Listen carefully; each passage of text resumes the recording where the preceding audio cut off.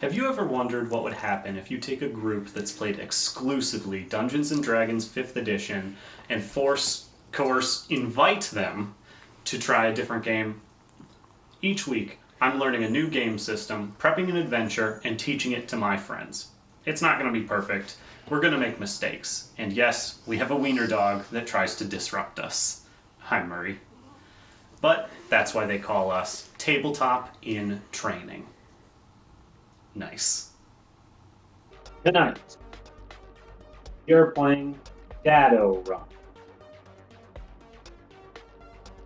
a techno cyberpunk game set 2075. What you need to play is a character sheet that I have sent to you. You can decide which character you would like to be, and you need quite 6. I'm playing the combat adept, Blue Chaz. I'm playing the Decker, Tacky. I'm playing Laughing Bull, the street shaman. I'm playing Jasmine, a street samurai. Excellent. D6 pool. Pretty simple. On your character sheet, you have a set of active skills. When you wish to perform a skill, you roll a number of d6 that is in brackets behind that skill. So if you are, for example, using your pistols, and it says 7 in brackets, you're going to roll 7d6. Anything 5 or 6 counts as a hit. Under that is not success. You want any hits when you roll. I have several titles of situational modifiers, which will mostly be reducing your die pool, but sometimes increasing it as well.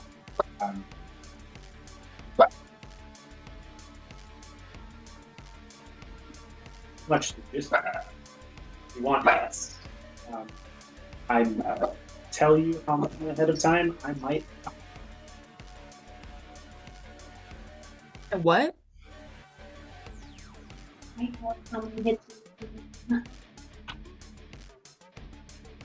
There is what's called glitching in this game as well.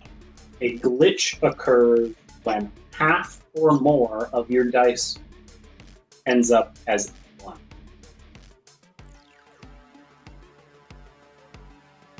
Which just means something goes a little bit wrong. If you still have enough hits, it's a success, but it's a complicated success. If you fail, you do not have enough hits, and it is a glitch. This is called a critical glitch. And it is the worst possible outcome.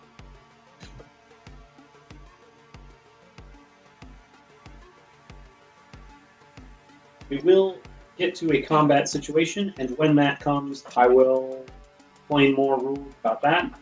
But for the most part, standard tabletop role-playing game affair. Say what you want to do, and then we work out how to do it. The year is 2075, and if you want to survive this world, you need to figure out what you are willing to pay. Mega corporations call the shots here, making most of the common citizens dance to their tune, or crushing them underfoot if they dare interfere with the pursuit of ever-expanding profit. Most people don't have the will to fight back, but there are some people, called Shadowrunners, who stand as the last spark of independence. You are one of them, fighting to survive and maybe thrive. Maybe human, elf, dwarf, orc, or troll, but whatever you are, you will be tested to your limits if you want to have any chance in this world. Standing up to the mightiest powers in the world isn't easy, but you're not defenseless. The world is both awakened, filled with renewed magic, and wired. Cyber and BioWare implants make your meat body better than flesh, while the wireless matrix enhances your perceptions with hyper-real senses. Seals are made in steel and lead more often than gold or new yen. Success and failure live only a razor's edge apart. You may trade a piece of your soul to gain bleeding edge gear, or you may learn how to bend and twist magic that threatens to overwhelm you. Whatever you do it fast, because it's a dangerous world. Creatures of myth and legend walk the streets, while the arcane skills of spell slingers are in high demand.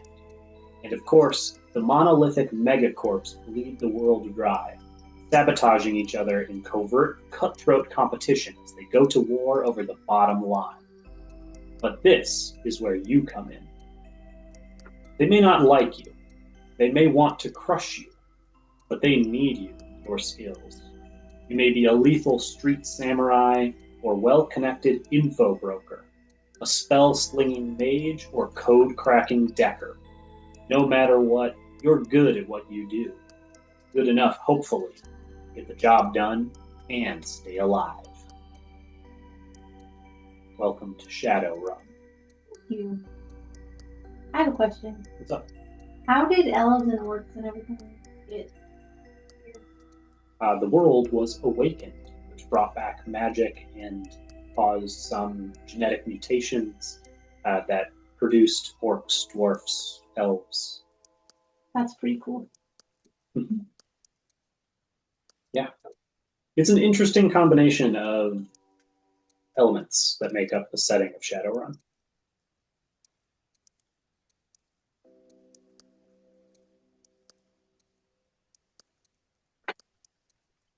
So you are a group of shadow runners, a band of thieves, Robin Hood-esque, perhaps, murderers for hire, perhaps. Regardless, some of your connections have put you in touch with a Mr. George Hampton.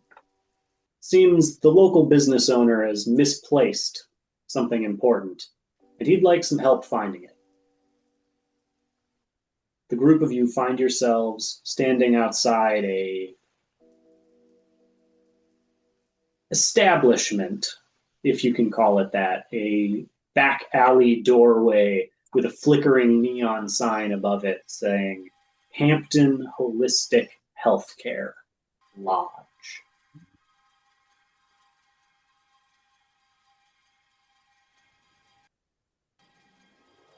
What do you do? Go inside. Inside, Cigarette. Oh, stole my cigarette. You can't have two people smoking cigarettes. That would teach the kids bad things.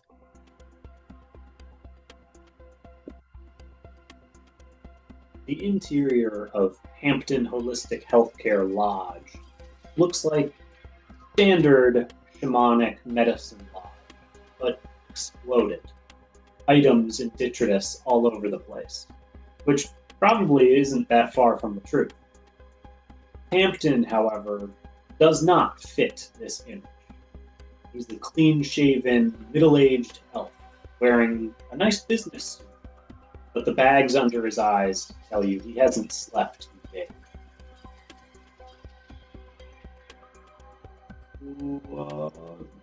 Folks lost? We heard you were missing something. Ah, I see. You're that good. Come with me to the back. He opens his office door and ushers you into a small, cramped, but disastrous-looking office. There are books open, cracked. There's a deck station set up, partially turned off, but still with feed running. He sits in a chair and gestures to the 1.5 in front of him. Bob's got my daughter, Moxie.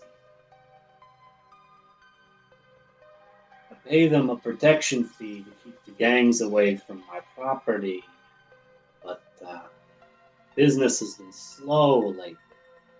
Couldn't pay this month's fee.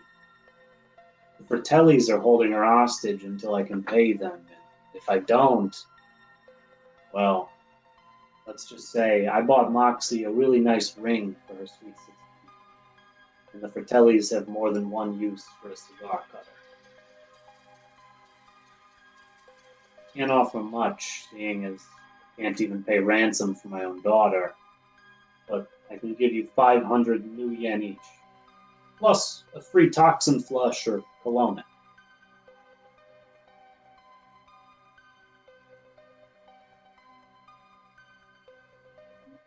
Be able to help a guy out?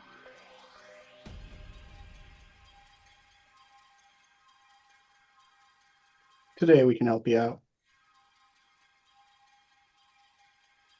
You caught us on a generous day.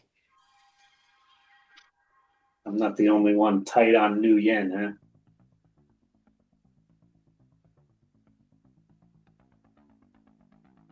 I think your best lead for finding out where they stashed my daughter is to follow Vic Fratelli. He's a few crayons short of a full box, so you might be able to pump him for some info without him being the wise. Also, if you do end up exchanging more than words to get my daughter back, I'd be grateful if you could make it look like someone else was responsible. My hands free. I'll throw in another share if it means getting Fratelli's off my back for a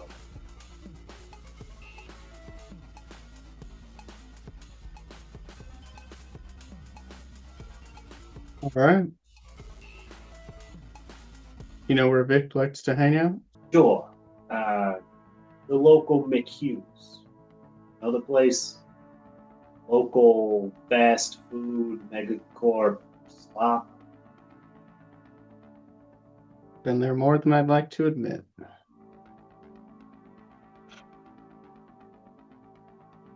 think we all.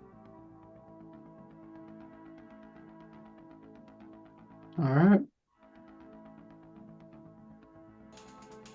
I guess we better get going then.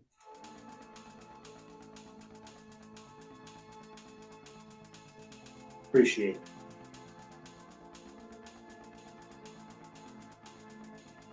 People look so good.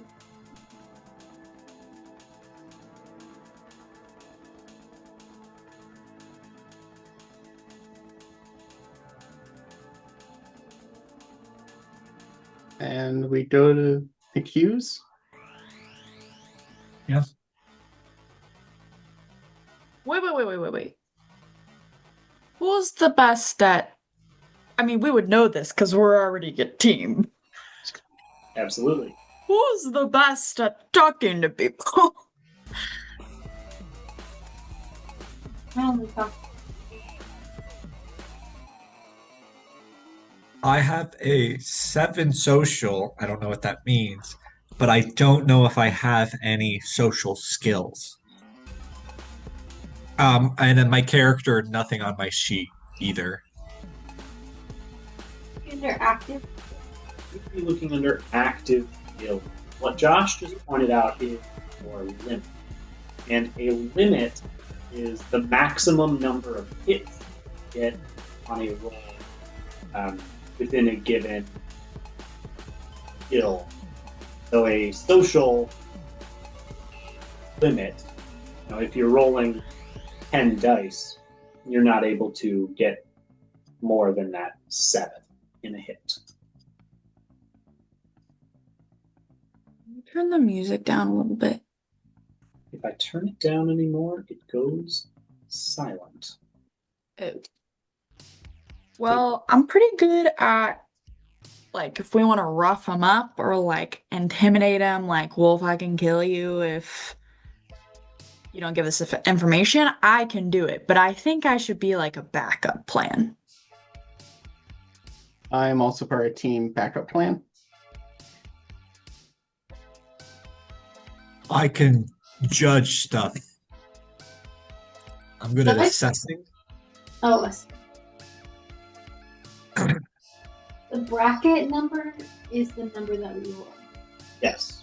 And what's the number out of brackets? So the way that the dice pools are determined is it is the combination of one of your attributes at the top, the bar, SW, lick, S, that line, plus the active skill, and that gets the pool. It just, rather than have you try and connect each of those, it gave you the pool in brackets. Gotcha. My negotiation. Pretty good. What is cracking skill? That's hacking stuff, Okay, and what's con? like conning someone. Gotcha. That's what I thought, but then I thought it was complicated. You should be doing this. Hacky. Or we could go in like threatening if we wanted. Be little dickheads. But that would mean that would tip us off. Like if we can get the information from him without him really realizing it, then we're still undercover. True.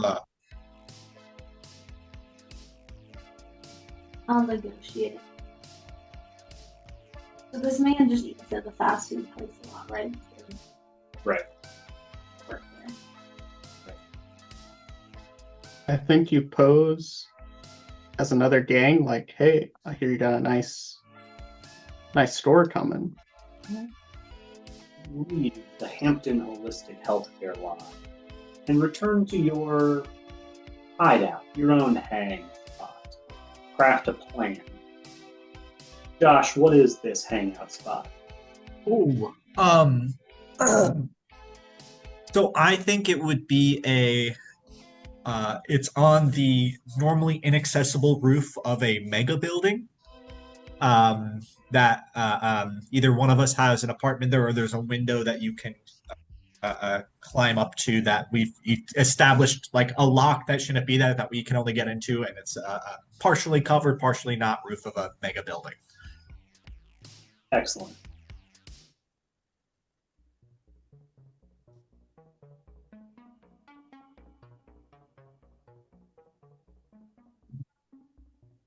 Got some dingy couches, a couple takeout boxes around Hacky's Hacks decking station, punching bags, gear, hidden. Pool table. Gotta have a pool table, of course. You even have most of a set of pool balls.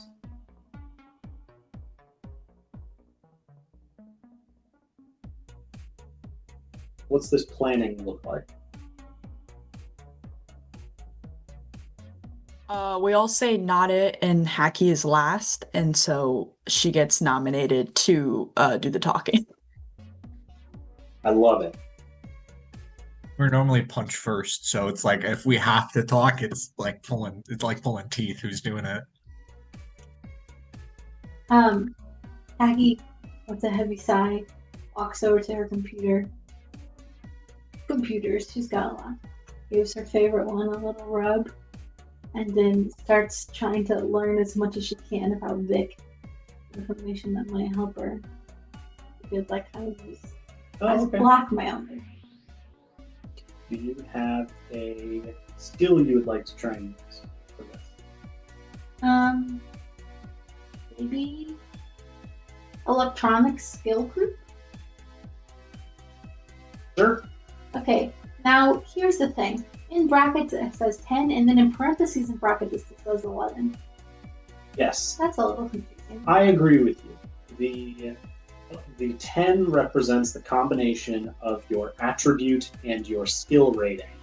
The +1 that makes it an 11 represents a cybernetic augmentation that your character has, which bumps it up to 11. Okay. I believe that would be your cerebral booster. So you're rolling. I dropped a die. You roll 11d6. Well, that's a lot of d6. I'm just gonna say. The most hits you can get, because this is a mental test. The most hits you can get is 9. Oh. And remember, anything 5 or 6. No. That was 6, and I rolled no hits, so I'm gonna roll 5 more. don't forget to keep track of how many were ones. I rolled 2 ones and no hits. You got no hits on 9 dice, 11 dice. Correct. Okay. Unfortunately, after spending the better part of an afternoon in the Matrix, which the Matrix is your connection to the digital world.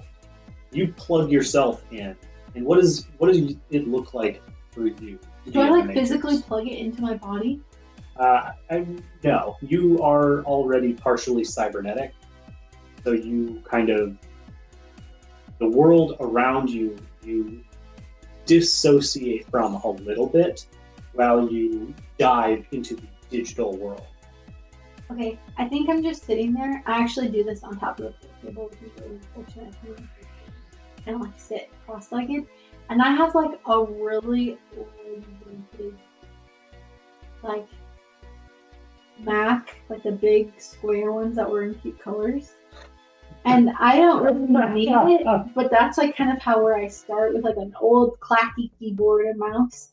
So every once in a while I'm like click click click, and then like the rest of it's like I'm looking around me and like tapping something here, tapping something here on like things you don't see. But then every once in a while it's just click click click, beep boop boop, like old computer sounds. And what does it look like for you in the Matrix? What does this digital world look like? I think I'm like a floating avatar, and I can just kind of like swim and move in all directions to get to different screens or type code or whatever. Like it's just like everywhere there's more space, and I like swim to get there. Awesome. And then I go click clack in the roll. Yeah. Meanwhile, your other 3 companions, this not a new development. They're working on their trick shots around Hacky so that they can still play as best they can. As long as you don't hit my computer. That's what happened to the 8-ball. That's why we don't have it anymore. I chucked it off the roof of a building after it hit my computer. If you love something, set it free. You spend the better part of an afternoon swimming through data, looking for treasure, trying to find that goal, whatever you can about Vic Fratelli. But you cannot find a trace of him in the Matrix. Nothing that you're not already aware of. Just general sleazebag guy.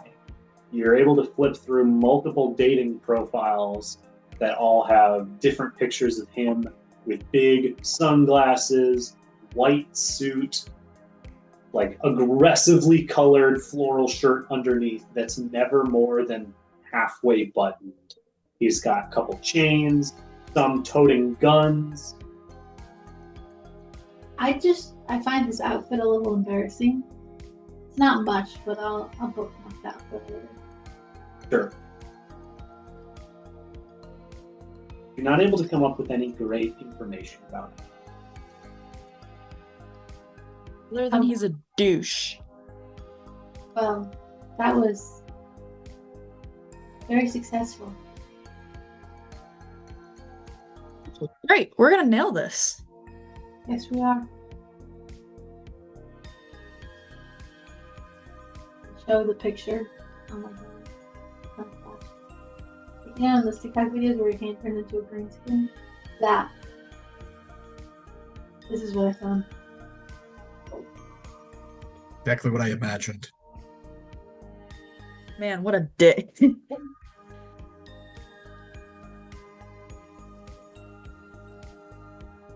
So what's our move? Let's head there. Go to We faster. just You don't talk to me. We bring in the big guns. What's the signal for plan B? All right. Excellent.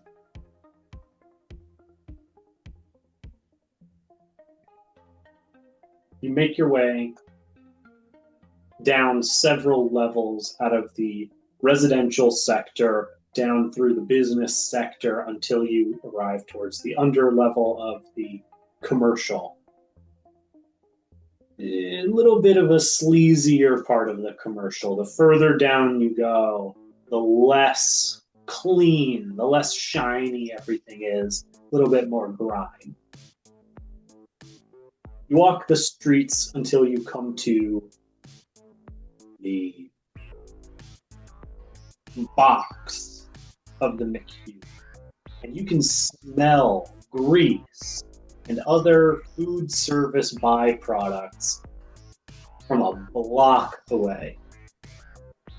To the best of your knowledge, McHugh's has never served real, bona fide meat in its entire history. It takes the greasy spoon diner concept, applies it to fast food, and takes it 2 steps further.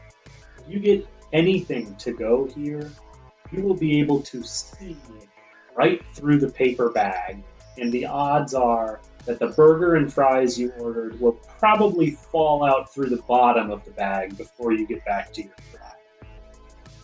The Hugh sliders are so named because they treat your digestive tract like a playground slide, the twisty kind. Ordering anything on the menu inevitably ends up in sadness and regret. Whoever makes this stuff should probably be charged with violating a dozen different environmental laws and health hazards. But man, does it smell delicious. And it's super cheap, which these days, that's an offer you can't refuse.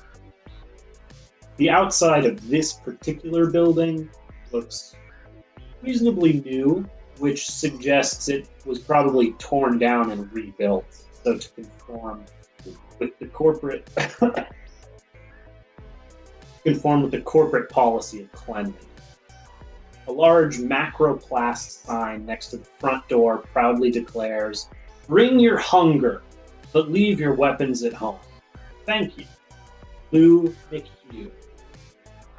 On the plaque sits the smiling clown face of the McHugh's mascot, which the longer you look at it, the likelihood of it appearing in your nightmares tonight increases. Or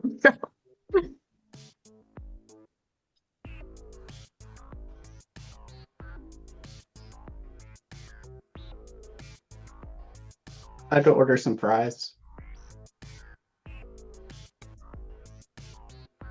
Okay.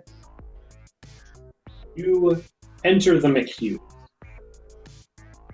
Standards have certainly gone down in recent years. You can tell just from walking in that this is a franchise-run location rather than one of the nicer corporate-owned establishments. Even though this place looks nice enough on the outside, there is dirt caked into the tile grout, and the macroplast tabletops and chairs have been beaten to hell and back. Plus, it looks like the security staff has suffered a downgrade as well. Stores that the McHugh's Corporation runs usually have about 5 guards at any given moment, but whoever owns this particular dump only has 1 really bored guard standing out in the open, which is either incredibly arrogant or extremely foolish. If there is another guard, maybe they're in the bathroom.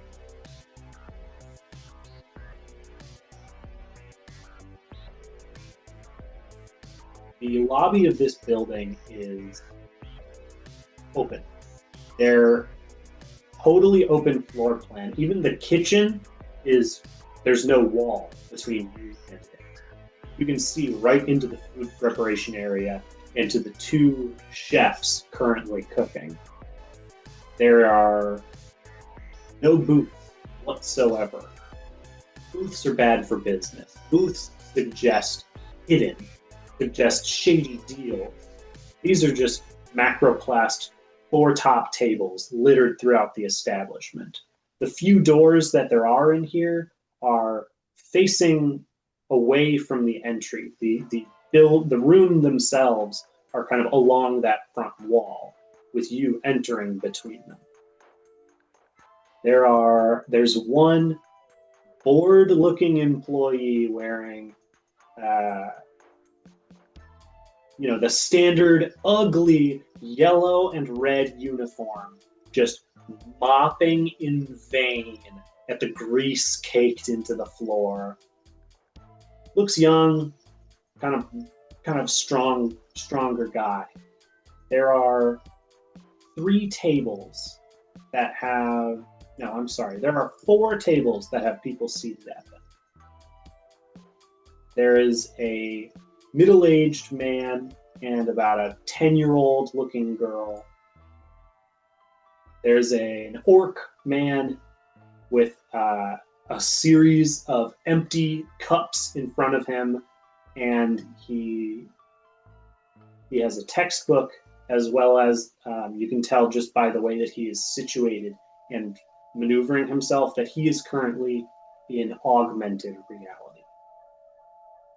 The third has a middle-aged looking man who is just sweating profusely.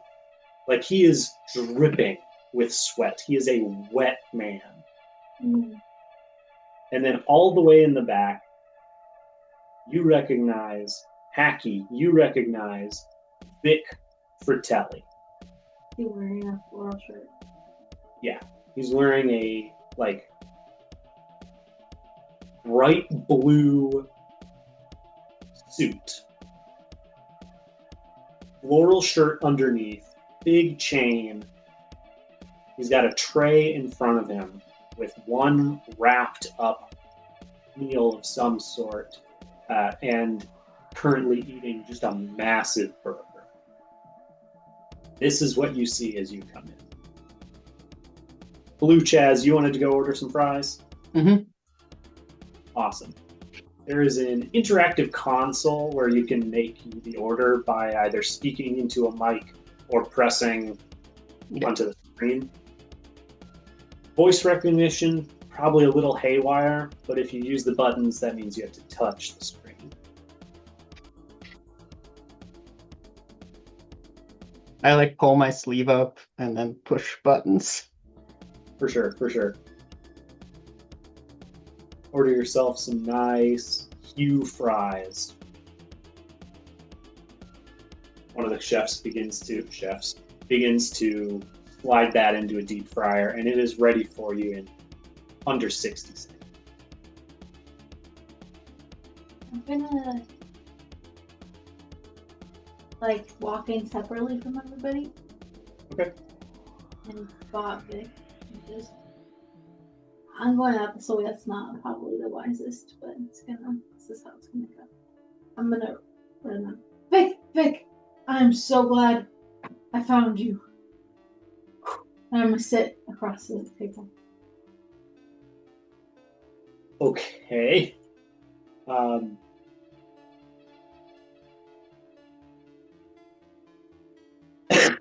Excuse me.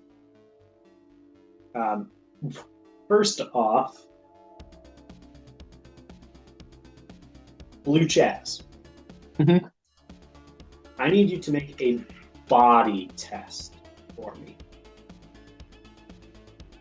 Body is going to be the B in your top row of attributes. Okay. Just roll that many d6. All right. What am I looking for? You want 5 or 6s. Okay. I got 2 1s and no success. Wait, that's half. Crap. I have rolled 4 dice and that's half of them. Okay. You eating your fries. You feel a rumbling sensation in your body, and you get what's known as the green apple quick steps.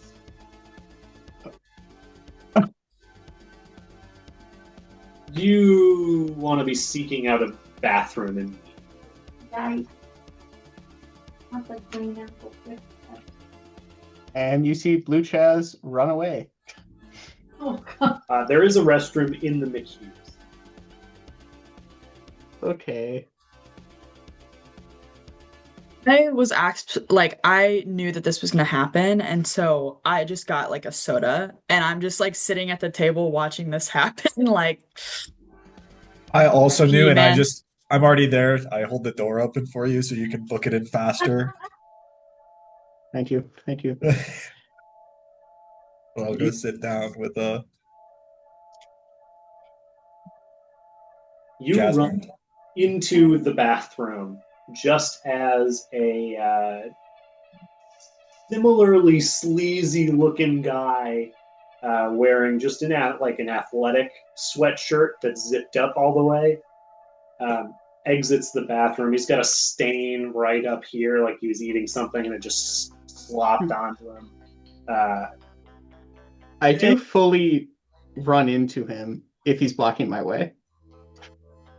Yeah, you muscle into this guy. Hey, watch where you're going. Jeez. Don't even pay him any attention. Yeah, bam. Meanwhile, back across the McHughes, Hacky has just bold play. What I would like from you, Hacky, is a con roll to see how far you are able to get this and confuse Vic. I got 1 success. And 1 fail. 1. Do I just need to keep track of those on my own? Anytime that you get half your dice pool up, I only said that last time because you had to do your roll in 2 separate rolls. Understand. So if half are a 1, it's bad. Yes. Okay, half were not a 1, so I got 1 success. Okay. 1 hit. You got 1 hit.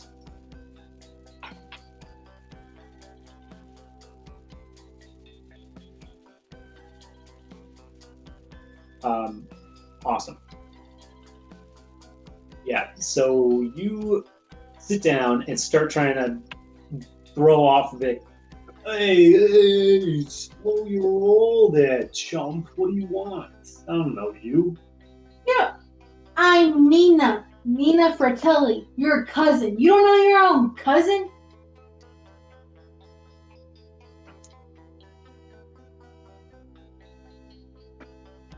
I don't have no cousin.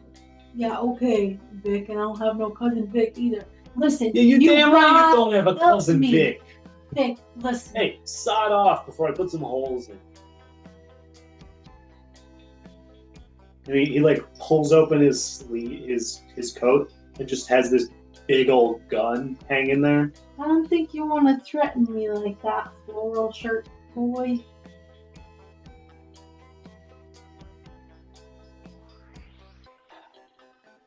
Hey, Lucy, roll this one out. Like, And the armed guard, the security for this McHughes, walks over a kind of young mid-20s man, got clearly wearing armor, which is painted yellow and red to match the decor, fit the vibe. Armed, kind of clear family resemblance. Got a bit of a twisted nose. what do you say this guy's name was? Lucy. Lucy. Cousin Lucy. No. I pull up the picture of Vic on my hand. You're gonna take orders from this guy? I told you that shirt was stupid as hell. You just like a jag-off, you dumbass. Yeah, you dumbass. And Vic, do your damn job. Throw this scum out of here. I can't believe you treat your own family like this. And Lucy, I'm looking around for Blue Chaz. Blue Chaz, nowhere in sight. I lean over to Jasmine. Hey, ain't that the signal? That was fast. I guess it's our turn. And I'm still holding my drink with, it's like super oversized, but I'm an orc, so I have very large hands, and I'm just holding it in one hand, and I am like casually sipping it. Ready? We'll get up and walk over. I have no social skills, so I am following your lead. Okay. I have intimidation, so I guess maybe that'll be something. And a bunch of spells with a bunch of weapons. Um, can I do the thing where like you take the chair and you like spin it around, you sit on it backwards kind of thing? Yes, absolutely. On your way over, could I think one of you has perception visual. I do. Wait. Oh, I do. I'd have perception, and then I have contacts, which give me vision enhancement. Okay. Give me a perception test. Somebody else has like a specialization in visual. I think That is hacky, yes. you want me to do a check? Nope. Okay. So confirming my perception is a 6. So I roll that many d6. 60. I hit 2 ones, which is less than half, and 5 and a 6 is a hit, Yep, 5 and 6. and 3 hits. Okay. You notice on your way over there that the 2 lackeys in the food prep area are turning and watching this engagement with interest. And they both look like they might be ready to throw down if need. Keep an extra eye on him then. I'm gonna position myself so I'm like still facing Vic, but kind of angled so that way I can keep both of them in my sight. Okay. And the 2 of you walk over. Jasmine does the backwards chair reversal with weapons clearly out. What you got? I don't care what that one girl said. I like your style, and you got a pretty face. I would sure hate to have to bust it in. That one girl. That Okay. bitch. Okay, please make for me an intimidation test. Okay, so I know that you have explained all of this, but since this is the first time I've had to do it, I now have to comprehend what's happening. So I have 3 in parentheses 5 for intimidation. So what does that mean? You take the 5. Okay, so I roll You're 5 dice. 6. Yep, and you have a social limit of 3. So the most successes that you can possibly get is 3. Okay, I'm sorry, you cut. So am I rolling 5 or 6? You roll all 5, but if Okay. you roll 5 6s, it is only going to count as 3 6s. Right. Okay. And a 5 or a 6 is a win or a success or whatever it's called. Yep, a hit. A hit. Yes. And a not a hit is a 1. Any 4 or below is not a hit, but if you get 3 glitches or 3 ones on this roll, it is a glitch. That's how I ended up in the bathroom.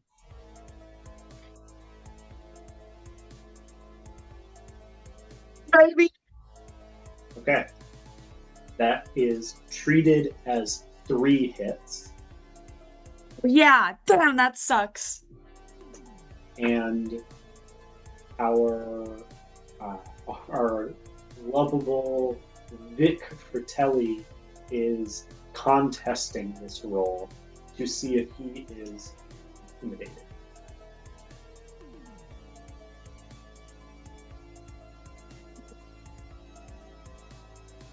And out of game, we want the location of the hideout? Is that what we're trying to get? Know where they're keeping Moxie. Mm-hmm. But we shouldn't bring up Moxie. Yeah, but they might have multiple hideouts. So if I just say, "Where's your hideout?" What if we go to the wrong one? You got this. You'll find a way. With the arrival of your two companions, Hacky, Vic is outnumbered, even with Lucy. And the three of you are putting a little bit of a damper on this guy. And he's deflated slightly. That was the way it's going to be, huh?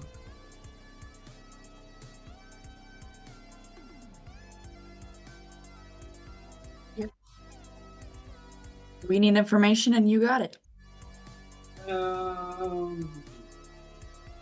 You come to me on the day of my lunch, and you want information.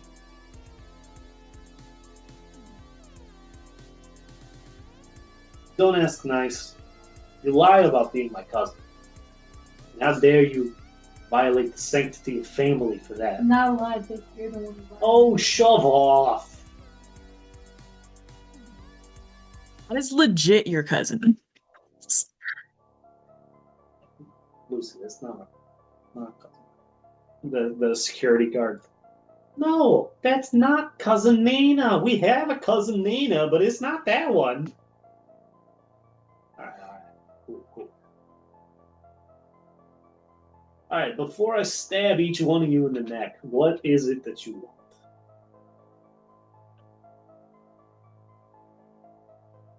And is there any like papers or anything on the table that I would be able to make a check out? Is he doing anything, like working on anything, or just eating here? Just eat.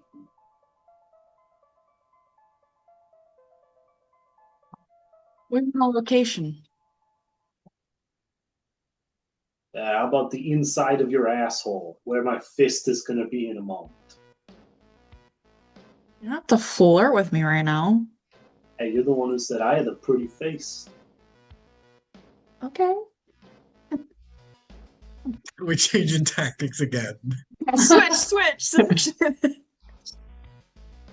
I really want to say her name. Are you guys gonna be mad at me if I say her name? I could never do that. That's all the times I'm at it. We need to know where you hide your kidnapped hostage people. Please. Cousin to cousin. Alright, you do that one more time, and I'm going to put a bullet in you. You're not my cousin. I don't have any kidnapped hostage people. Okay? This is a bold take.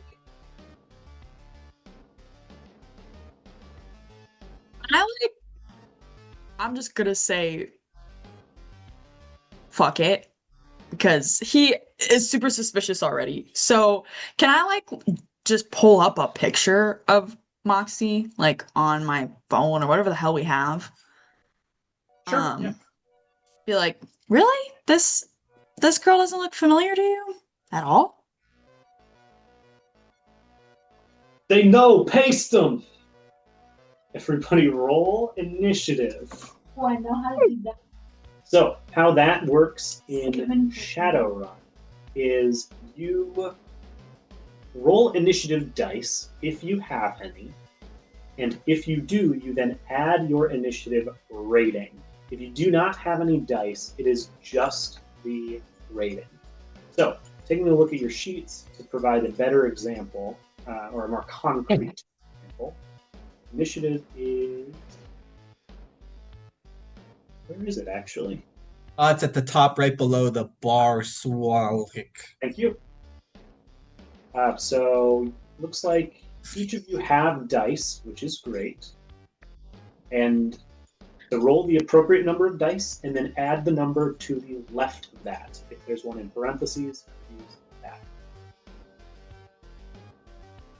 Am I recovered enough?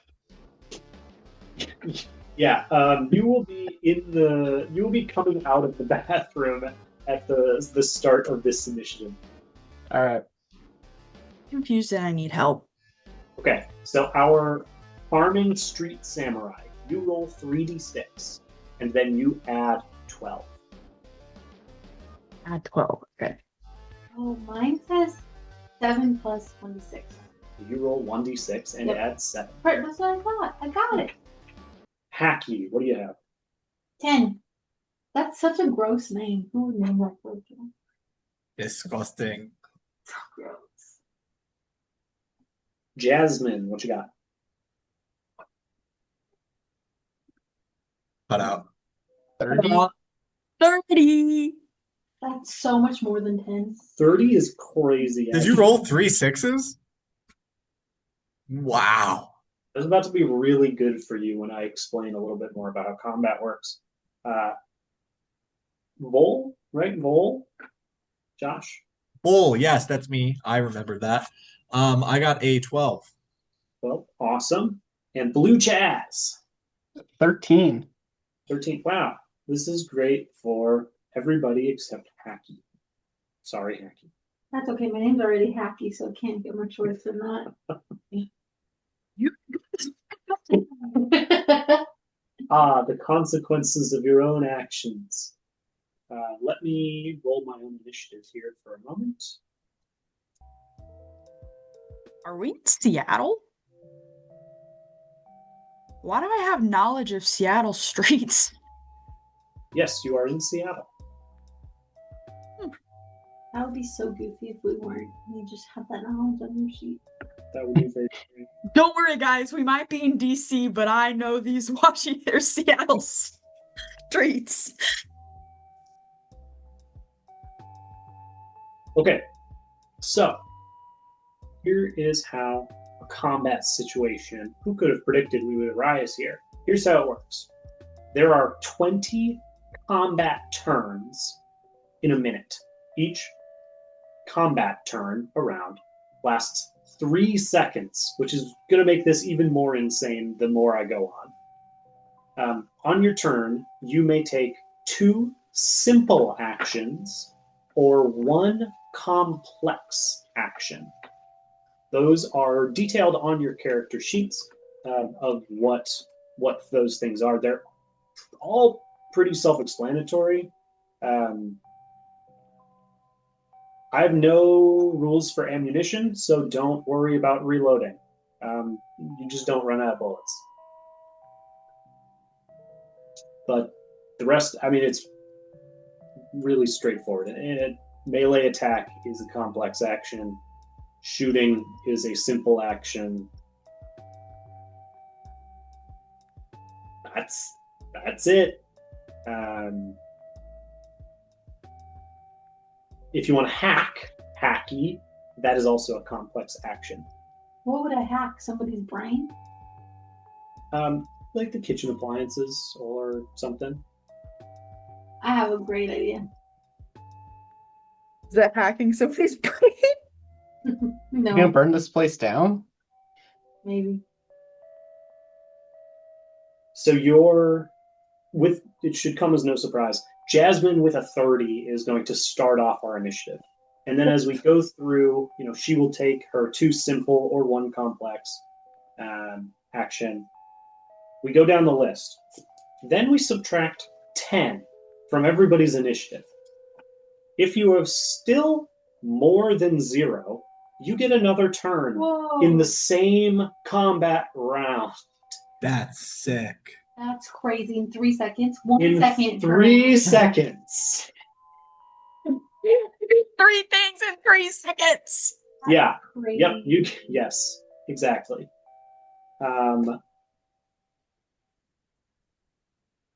Yep. So everybody's going to get 2 turns, except for Hacky and Jasmine, who gets 3. When you want to attack someone, it works very similar to making any other test.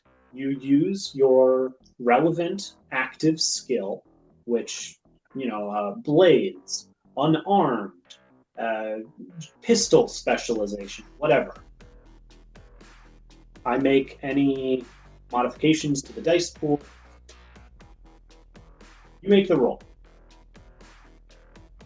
The person that you are attacking rolls reaction plus intuition and subtracts the number of hits that they get from the number of hits from the attack. If there are still hits remaining from the attack, this is considered the damage value. Then you compare that to the target's armor value. If the damage value is higher than the armor value, it does physical damage, which is damage to your actual person. If the damage value is lower than the armor value, it does stun damage. Now you will note on your character sheet, towards the bottom, you have 2 tracks. I think they're called condition markers or something like that. Condition monitor. One for stun and one for physical. When you take damage, you mark off the number of boxes and work your way down until a table is completely full. If stun gets full, it starts to move on to the physical. If physical gets full, you start dying.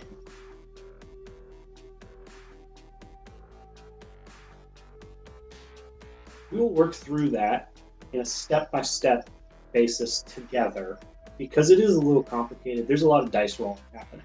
Don't worry about it right now. That's basically how an attack works. Now, Josh. Yeah.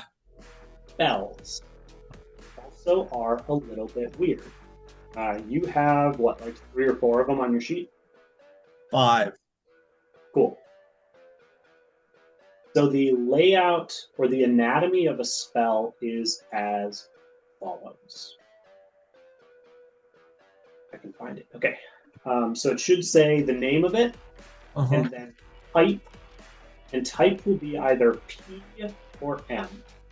That stands for physical or mana, which has an effect on it. Next is the range.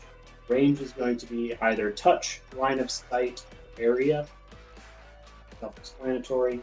If it is a range of touch, you must make an unarmed attack to touch target as part of the spell. If the spell does damage, it will say either P or S. And that just says what kind of damage it is. S goes to the stun track, P goes to the physical track. Then it will say either I or S, which is the duration. Duration I, duration S. I means instant, just cast the spell and that's done. S, that is sustained. And there's an effect of the spell that can be carried on later, turn by turn. Got it. The other thing that is special that you can do is counterspelling. This is adding hits to your allies' rolls to resist an incoming spell. You may counterspell as a free action on your turn. You just say who you are affecting, and then it carries on for that round. You may counterspell an instantaneous effect, and that gives the boost. If you counterspell a sustained effect, you are instead reducing it. Again, just ask questions as these things happen because we're learning. It's new. It's a lot, and we're working on it together. And I also have not done this before, so I have no one to ask questions of. I will be asking questions to the rules document and trying to figure them out. If it starts talking back, we should probably stop playing. Yes, that is correct. Okay, great. So we're just going to start off and see how things go. Jasmine. Our street skin. Okay. On my first turn, I'm gonna whip out. I got a thigh holster. I'm gonna whip out my Remington Room Sweeper, which is a heavy pistol. point it at Lucy. I'm not shooting to kill. I want to be super clear about that. I'm not going for like a headshot, okay? I'm going for like a leg shot. I'm looking to like kind of maim, but not like cripple for life. Cool. So, bang on Lucy. Okay. So this is with your heavy pistol. Remington Room Sweeper. So you are making a pistols active skill roll. So you have 9d6 on your pistols. Yeah, I do. Okay. And you are limited here by the accuracy of the gun, which is 6. So you're rolling 9, but you can get no more than 6 successes. I should have chosen the machine pistol. Because You'll- that would be 7, right? Yeah, but you have 2 more turns, so it's Okay. All right. a change that can be remedied, and they have different damage value as well. So I'm rolling.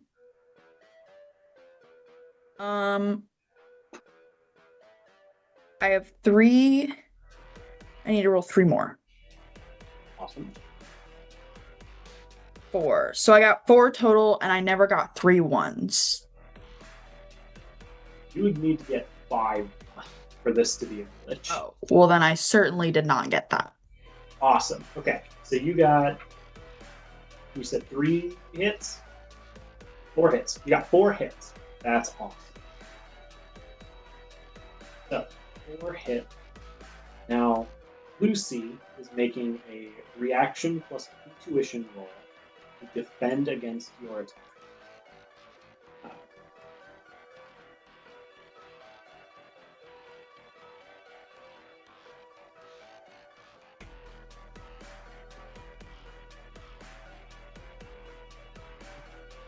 Now, I have my 6. That is not so good. That is 1 hit for me, with 3 remaining. You take your 3.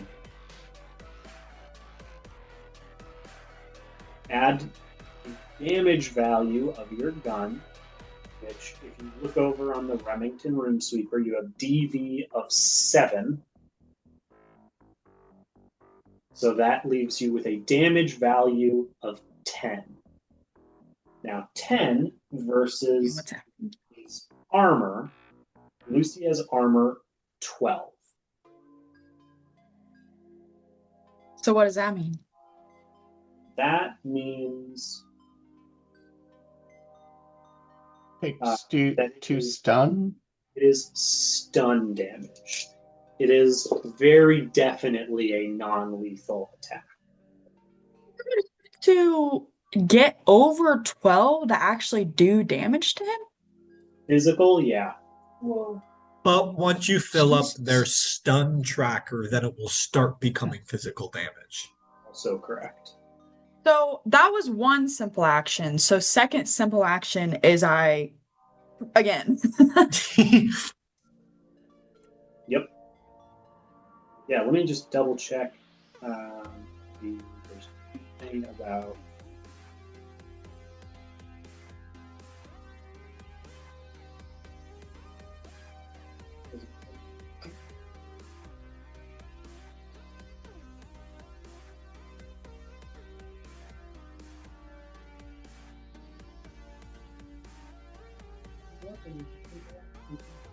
Cool.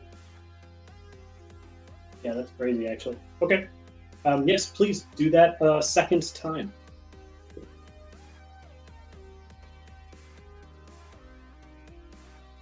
So how much stun damage did he take from that first attack? That is an excellent question. That was 10. So it doesn't matter about reloading it. Yeah, I don't see ammo on here anywhere. Doesn't say. It's like on mine it says that reloading the firearm is a complex action. Yes, it does. But we just don't have to relive. I mean, it doesn't give me anything about how many shots you have, Perfect. so I'll take it. not much we can do about that. I got 3. Okay, 3.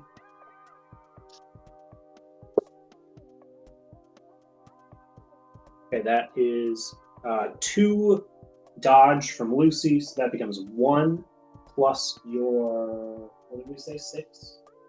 I have 7. That would be 8. Not very good for Lucy, having taken 18 total across. So how much stun damage do I need to do for it to leak into physical? It has become physical through this second attack. Got it. Okay.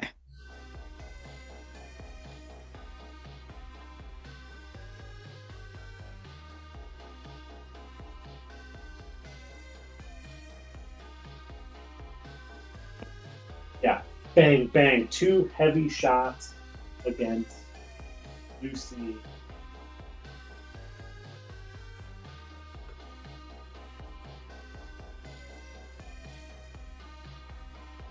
Hang on. Why does it have ammo listed for the bad guys?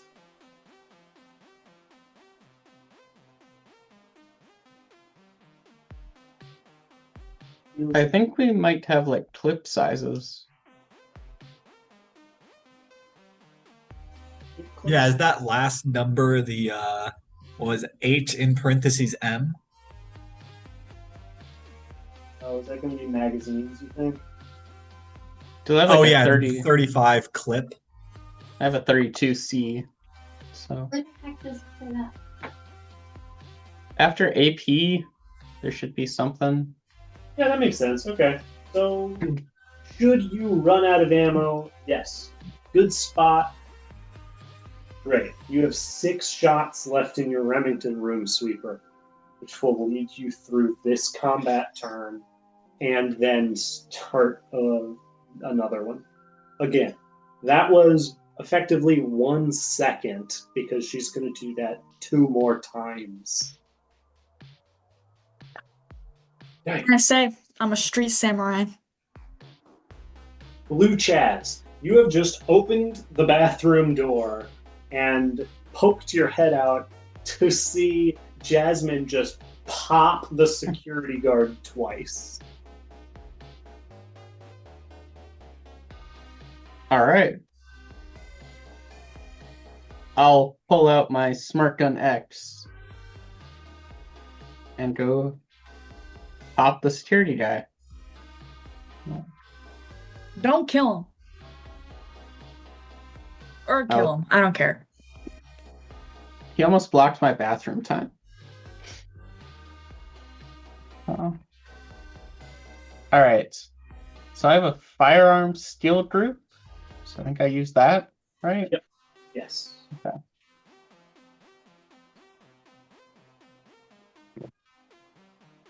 All right, that is 4 hits. Okay.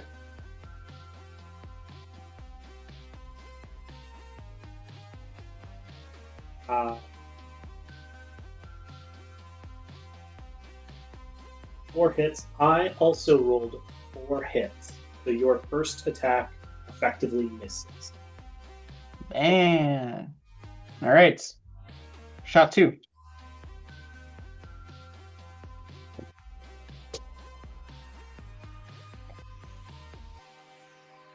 That is 3 hits. And 0 hits for me. Okay, so I have an 8P. So it'd be 11. Yep, you have 11.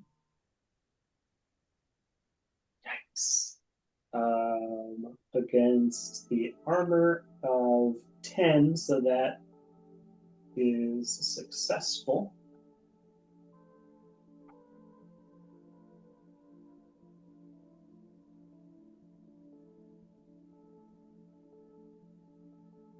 Oh, wait a minute. I knew there was a step I was missing. Okay, there we go. Once we determine which category of damage, the defender then rolls body plus armor. Each hit reduces damage.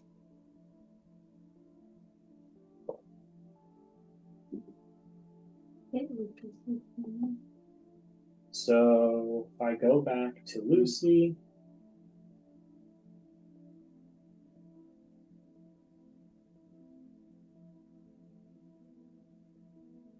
that is insane. I've got it. That's bizarre. So you have right now we're sitting at 11, and I am now trying to reduce this in any shape that can.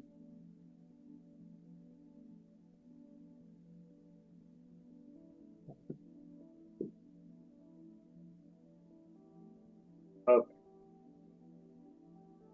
Got it. Okay.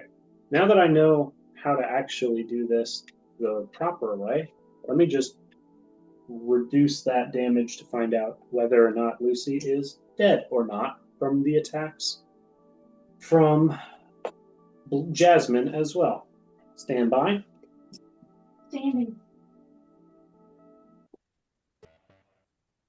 Okay, excellent. I have done it, I think, correctly. Lucy has been shot 3 times. The first 2 blasted the armor pretty badly from Jasmine's Remington room sweeper. Blue Chaz comes out of the bathroom, quickly draws, pop, pop. One misses, one strikes Lucy, and some blood splatters out. Ah, what the shit? And is now taking physical damage, and that is bad. And that's where we are right now. Blue Chaz, do you want to move or continue to remain in the doorway of the restroom? I'll remain in the doorway. Okay. You never know when the green apple's gonna hit you again.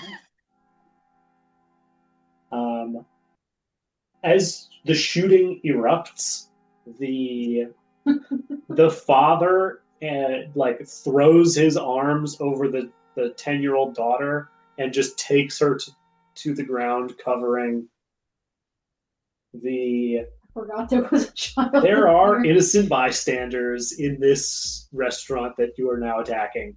The young guy who looks like he's prepping a college exam, quickly turns off his AR, his augmented reality, and picks up his computer and looks like he's trying to decide how to get out of there safely. And the wet, sweaty man continues to be wet and sweaty. Is like a full freeze response. Lucy's turn. Yep, Lucy is going to shoot at Jasmine with his Colt Government 2066. That's honestly really rude. I haven't even done anything to him. Not a damn thing. Brah, brah. Okay.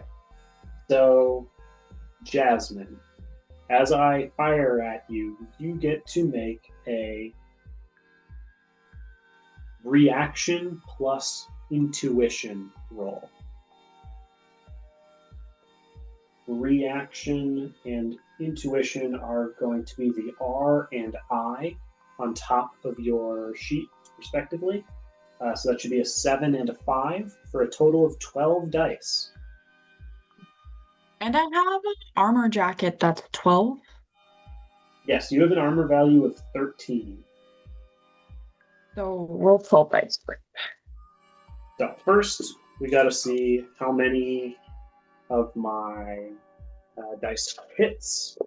And wow, that's actually so terrible. I got 1 hit. So on your 12 dice, you want to get 1 or more. Well, I already got 2. Great.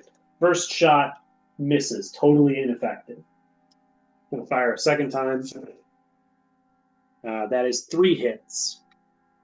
Okay. I already got 4. Well, 2 shots, bang, bang, and you are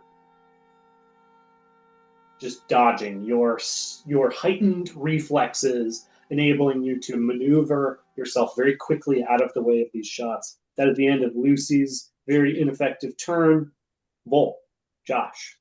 Yes. I'm gonna not do this is not optimal, but I think it's funny. First of all, I'm going to start counterspelling Jasmine because I think Jasmine is the biggest threat on our team and will likely be targeted.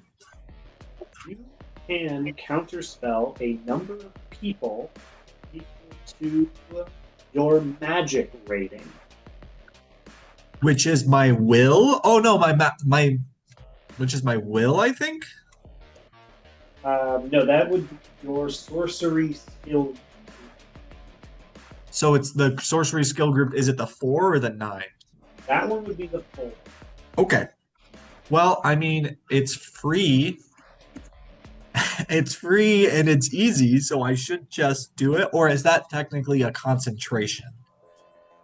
It is just a free action. So you Cool. just not pop off, I guess. Yeah, cool. And then as my action, I'm going to do the funny thing. I'm going to cast a spell. I'm going to cast increase reflexes on Jasmine. So I need to make a magic check. What do I do? Adds +1 to initiative rating and +1 initiative die for every 2 hits. Go 4 times. We're gonna go fucking fast, dude. So this is going to be using your sorcery skill group for 9d6. 96. But it's limited to, is it?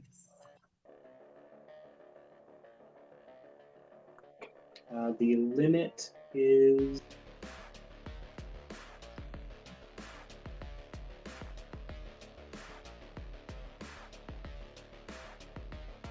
I don't know what that is.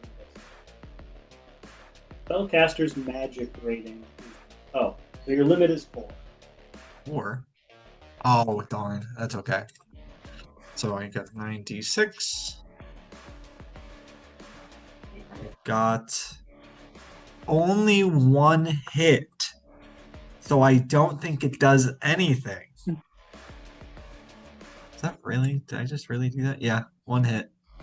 That is correct. Damn.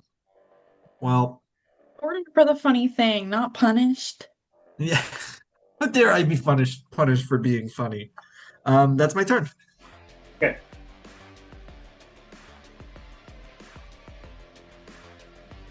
Vic is going next.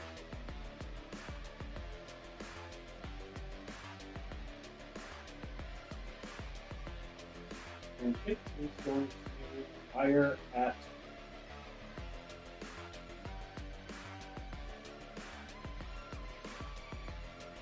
Cousin Nina. Not a shot at your own cousin. Family means nothing these days. Loved your idea, Haley, and I'm sad for you that it didn't work. Even a little. Already, I had so many good lines prepped. Sorry, hey. It's okay, I only wrote 1 success. I got in. Okay, so now you get to roll body plus. Body, No, body. sorry. Reflex plus intuition, R plus I. R plus I, that's 7. Yep. And I got 3 hits. I got 1, 2, 3 hits. Oh, damn. Okay. I got 3 hits. Good for you. Okay. You throw Okay. yourself to the side. What? Family means nothing. And he's going to fire a second time for 0 hits. You're not meant to hit your own family. Not my goddamn cousin! That ends Vic's turn. Hacky. Okay, Here's what I'm gonna do. I'm gonna take my gun. I'm standing kind of next to Lucy because he was gonna kick me out. I'm gonna point my gun at Lucy's head. I'm gonna look at Vic, and I would like to do a negotiation skill. And I'm gonna say, "You tell us information. Lucy and you live." I think we are past the point of negotiation. Well, I guess I'll just shoot Lucy then. Okay. I look at him and say, "You could have prevented this if you just gave us information." And then I'll shoot. Whatever I roll to shoot, I have heavy pistol, ACC 5.7, DV8P, AP 115C, Westmoreland. Mm-hmm. Do you have a gun skill or pistol? I'm automatic 7 plus 2. What's the plus 2? 2 dice, or that's like plus 2 as a number? I don't know what that +2 is. That's a good question. I forgot that's where I was supposed to be looking, but then I remembered that I still didn't know because there was a plus 2 there and it confused me. Let's see.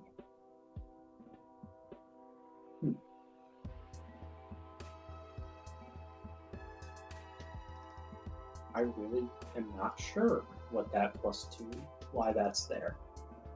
I'm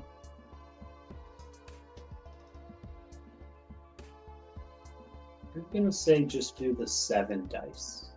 Okay.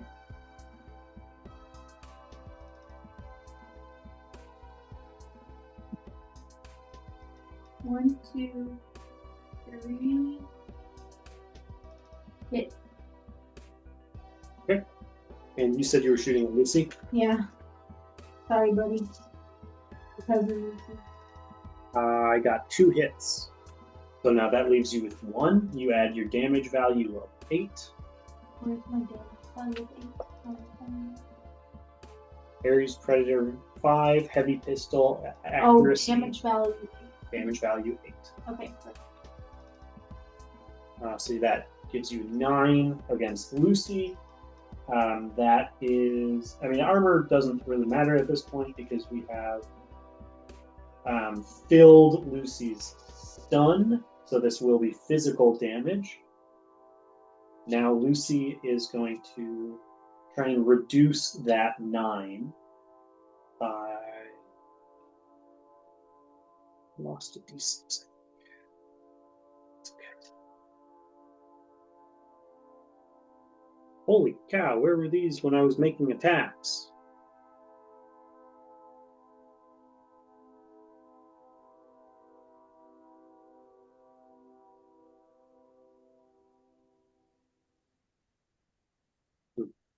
That's okay.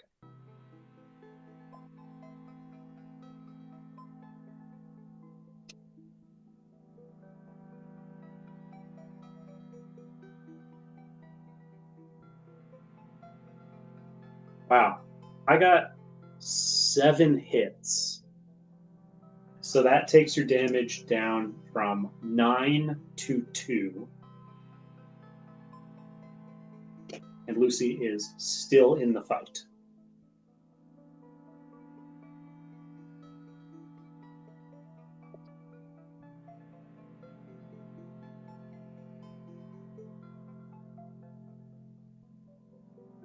Would you like to do something else on your turn? Because that was a... Shoot a gun.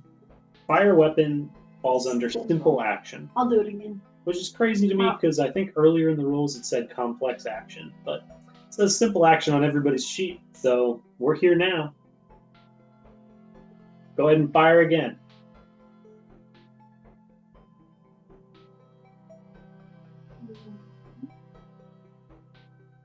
Two hit. 2 hits. Great. I got, again, 4 hits. So that second attack misses. That's all. Okay.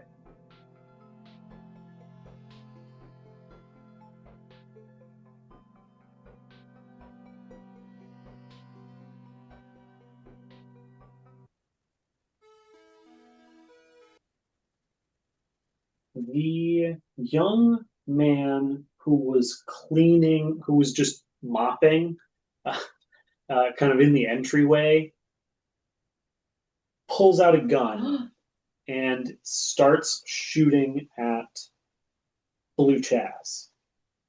No.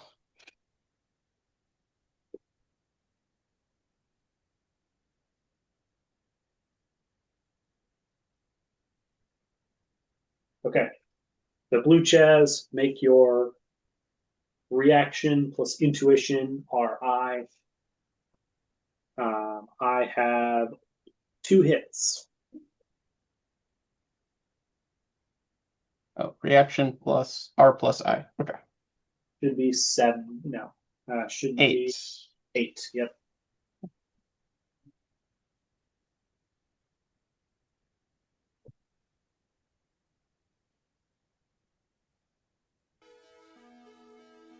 All right. That is 4 hits. Well, that first attack does nothing. Taking a second shot. Much better. 4 hits. I have 3 hits.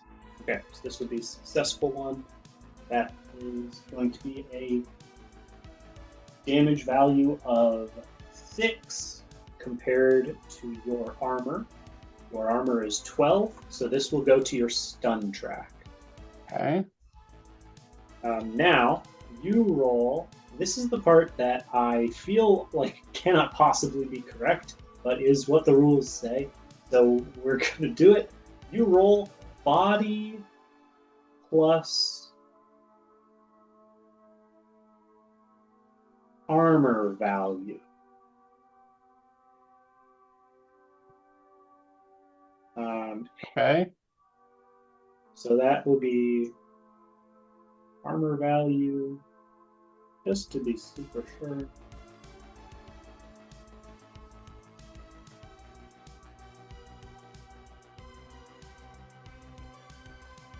Yeah, so that is your body plus armor.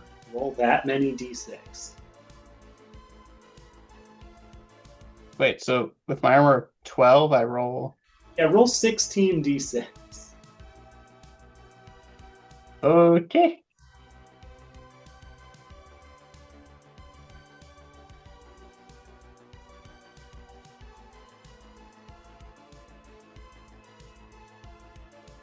You said you dealt 7 damage? Yes. All right, well, I got 7 with 12. So, Dang! Okay, so that is 0 damage to you. Nice. ooh. That ends the visor-wearing mopper's turn. The guy who was wearing the sports jacket, who came out of the bathroom, was on his way into one of the other closed doors when the shooting started.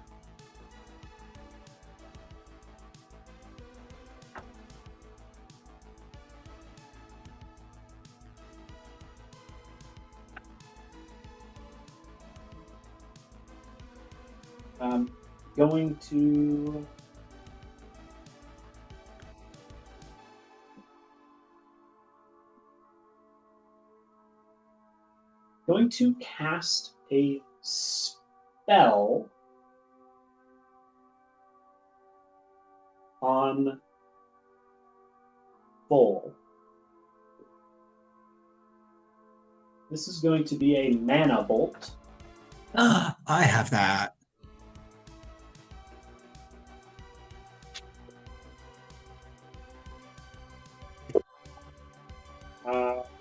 That is 1 hit. So this is a M, which means a mana spell. Mana spells are resisted by willpower. W. So you I have 5.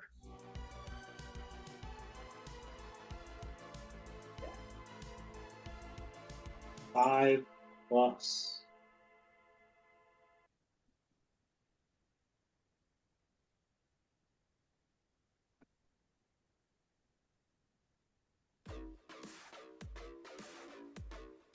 Yeah, okay. So you make your willpower roll. So, do I get to add anything because of my counter spelling? Yes, but after the willpower. Okay. Willpower 5d6. We have 2 hits. Okay. You defeat the spell. Your counterspelling does not even need to come into effect. But effectively, you would, after you determine your willpower, then just roll the counterspell dice separate. Okay. Don't know why. But To make it me feel cool for counterspelling. I guess my bad guys are easily defeated. That was Frank's turn. I got more guys. The other food preparer, Patsy.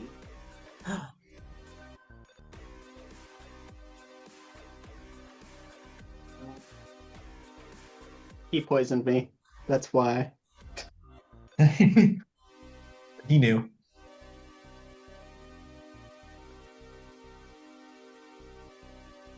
I'm sorry. What? He has an item that gives +2 bonus to sleaze rating. I don't know what a sleaze rating is, but that's pretty fun. Patsy is going to shoot at Jasmine.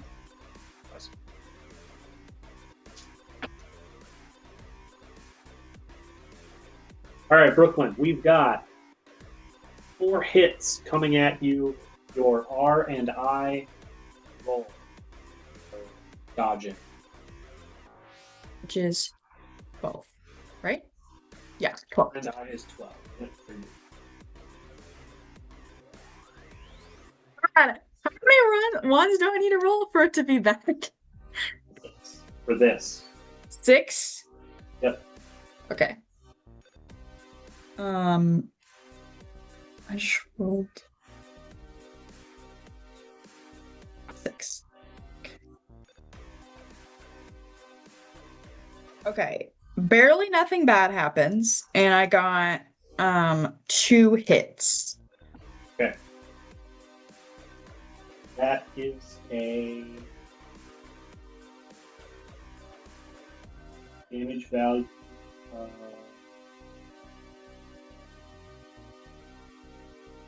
Is the Ares Predator. That is damage of 8, which is less than your armor of 12. But now I need you to roll 18d6.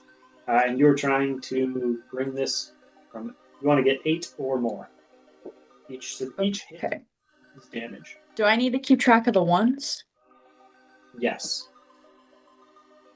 Okay. This is gonna get confusing. I need, like, scratch paper or something. Math square. Math square. 6.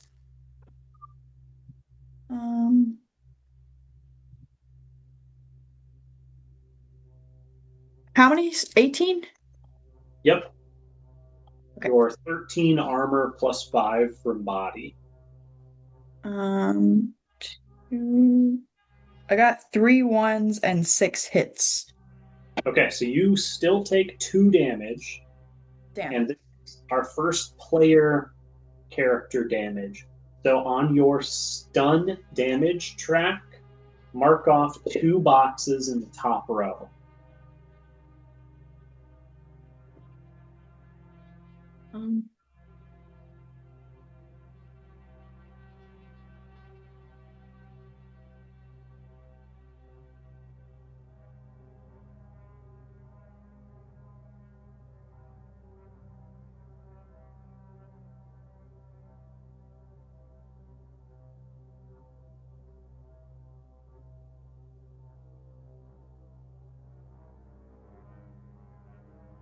Okay, we are almost done with our first pass of the first round of combat. So it's been a second. Pretty much. Yeah. Yep. The last thing that happens is right in the doorway, two ceiling tiles recede up and two sentry guns swing down, and they are both going to begin firing on your group. The one of them is going to shoot at Blue Chaz. One of them is going to shoot at Jasmine. Where were these In the ceiling. They were at? Oh, hidden. awesome. Blue Chaz, I got 2 hits against you. All right. Make your dodge roll, please. And Yes. Jasmine, I got 1 hit against you. Make a dodge roll as well. What is the dodge roll again? No, That is your reflex plus your intuition, RI. RI. Yep. RI, baby. Great. Jasmine dodges, I got 3 hits, so I also dodge. also dodges. And the sentry guns, that is our first pass in the combat turn. So Jasmine, it is back to you. Can you see who's operating those guns? Or they're just like automatic guns? It looks like one of the 2 people in the food preparation area triggered the guns. Okay. I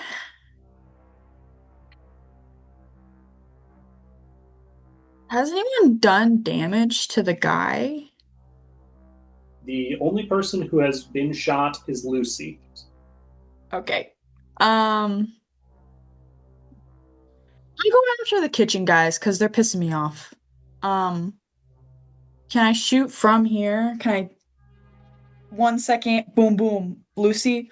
Next second, boom boom. At the one of the kitchen guys? Yeah, absolutely. They are behind cover. They're little. Well, running is a free action, so can I run over there to like get a better angle? Yes, you can. If you run, you are reducing your die pool by 2. What does that mean? When you attack, you roll 2 less dice.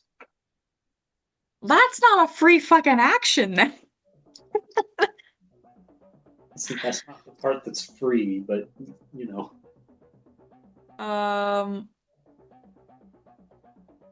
And what happens if they have cover? It is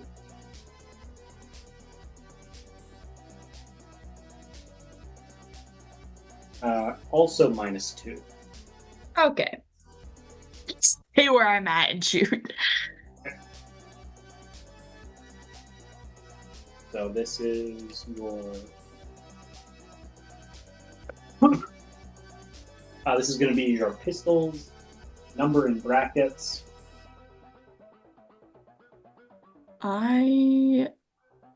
Wow, you think I'd remember. So it's 6. It's 6, right?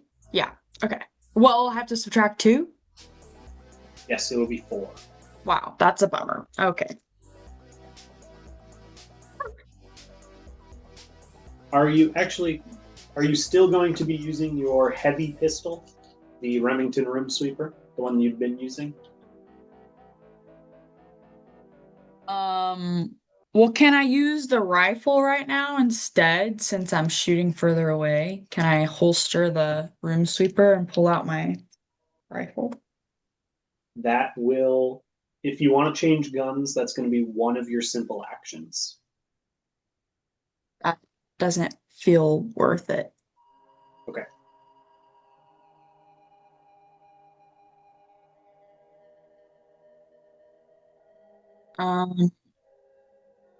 But I could roll 9 instead of 6.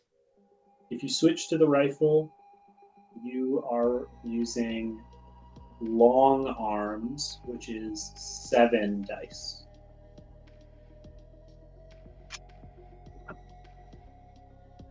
And it does more damage. Just gonna leave what I'm doing. Okay. Oh my god, I got 2 hits. Okay, so I'm going to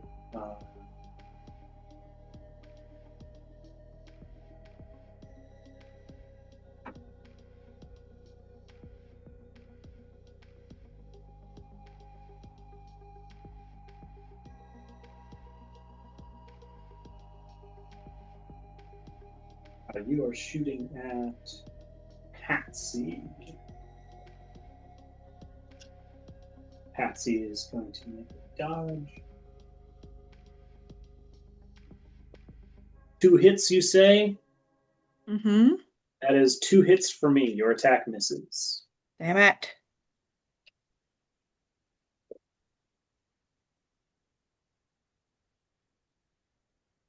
Second attack.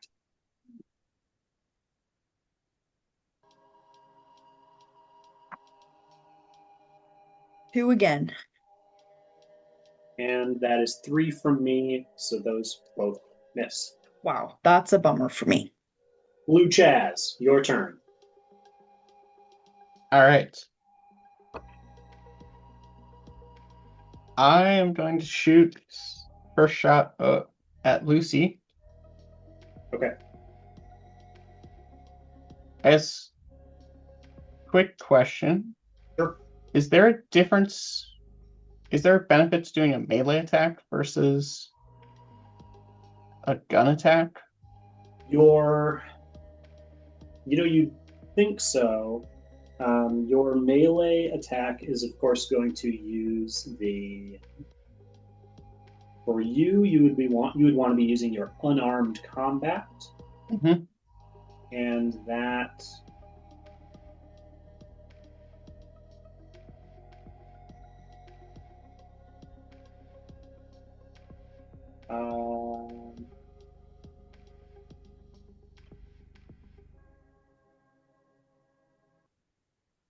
Now you have a club, but you don't have a club skill. Why Yep. do you have a club? Apparently, my adept powers make my club better. Yeah, but you don't have. We don't. One, we don't know what the adept powers do, and 2, you don't have a club skill.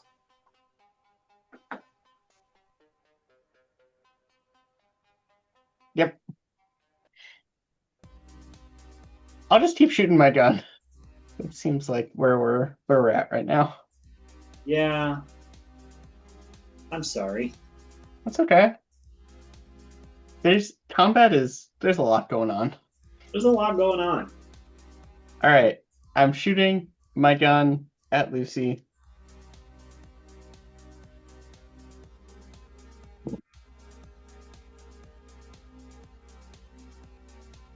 That is 2 hits. Okay. 3 hits, your shot misses. All right, we'll do it again.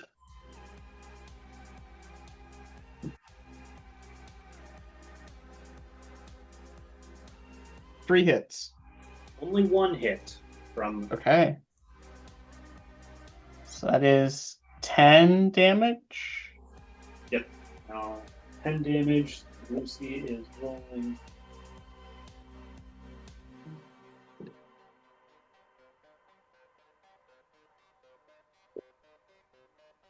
I have so many dice.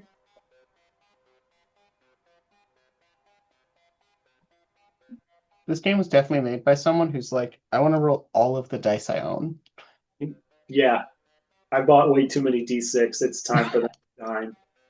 You know what doesn't have enough D6? Fireball. Let's make a whole game around it. Yeah. Can you even Okay. cast Spiral in this game? There's like Mana Blast. There's probably some Fireball equivalent. We get some grenades. True. If Hacky explodes the fryer and burns this building down. Patsy is dead. Papa. No, sorry. Lucy. Lucy is dead. Lucy's dead. Yeah. Not cousin Lucy.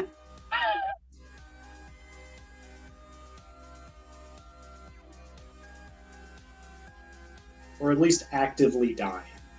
Whether or not they die. They're out of combat. Unless somebody magically heals them. Then it was Lucy's turn next, so that's a bummer. Bull, Josh, you're up. I'm going to keep trying to do the funny thing. So I'm going to make a magic check. I'm going to cast. I will continue counterspelling us all as a free action. Okay. Then I am going to make a 96 check. This time I have 3 hits. So that means Jasmine gets a +1 to initiative rating and +1 initiative die. Okay. Brooklyn, go ahead and roll a d6 and add 1. 4. Okay, your initiative now becomes 34. I got you another turn. Oh yeah. And I guess I will be. So that is sustained. Is that like concentration? It doesn't say. It's just if you want to keep that going, you can keep that going unless the opposing magic caster counterspells that effect. Got it. Okay, cool.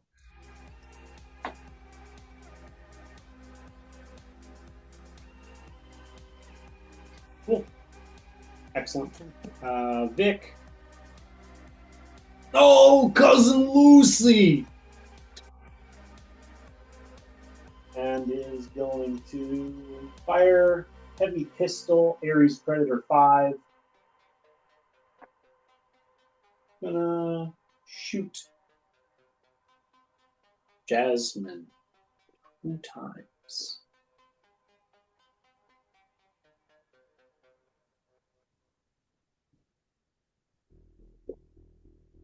Supposed to be rolling 12 right now. Yes, roll your 12 to dodge. I got 2. Oh, well, I already got 3. Okay, second time. Hey, you should keep going in case you get a glitch, though. Oh, that's true. Yeah. True, that is true. You get 6 ones.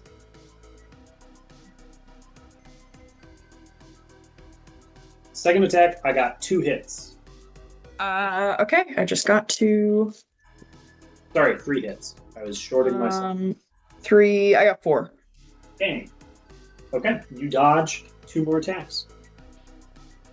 Can't And touch this. that is the end of our next combat pass. Brings us to Jasmine again.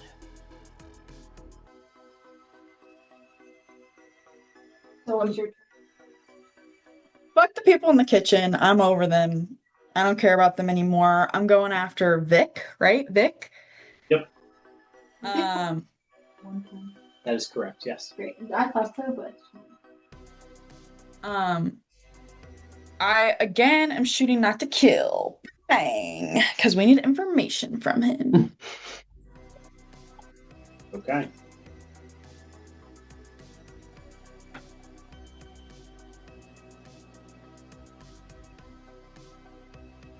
Do it. I got Only doing 6? 6 hits on that dodge. So that is whoosh, Vic dodging out of the way. Oh. Okay. I'll try again. 4 hits. Only 1. So then you add your damage value from your Remington Room Sweeper. 7. Or 7 plus your remaining hits. So 10 total. And total, that is his armor. So this will be stun damage. Now he rolls to try and reduce the number of damage he is taking from 10.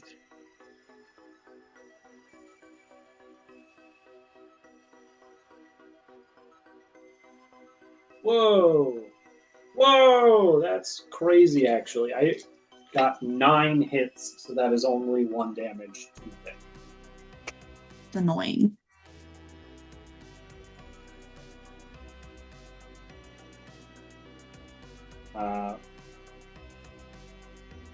And that was your third turn. But because of the magic, you get a 4th turn. Ooh. I am still annoyed. Really annoyed. Can I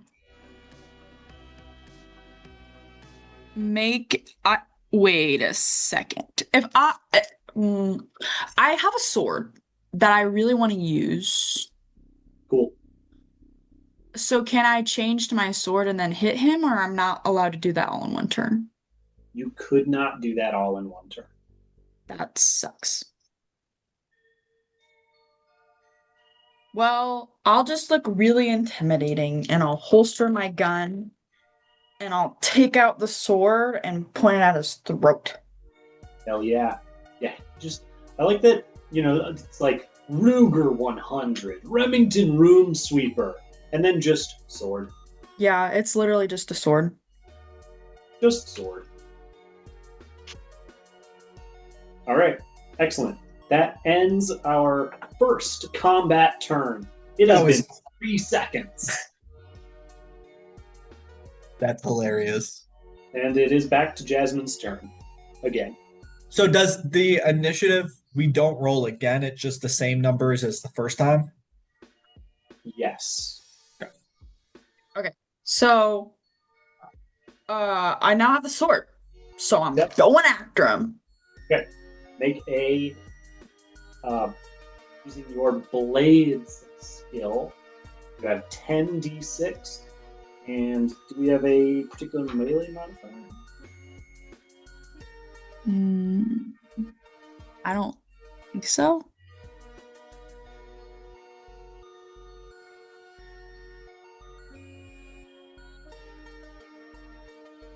Mm, 10. Just 10. Yep, just 10. 6.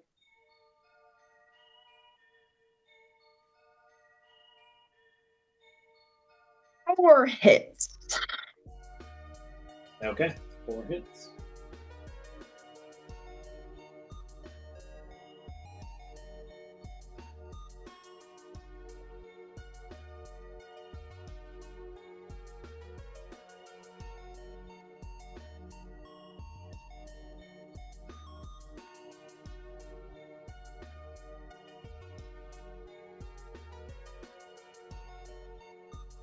That is 3 hits to dodge on my side. So that is 1 remaining from you, plus your sword's damage value of 10. Which will... So 11. Yep, which exceeds his armor value. So now any remaining damage to him goes to his physical rather than his stun track.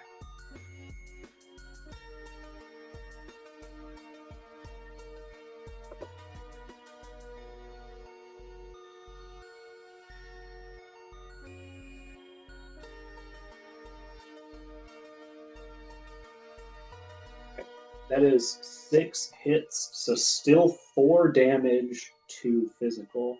As you what with this sword? How's that go?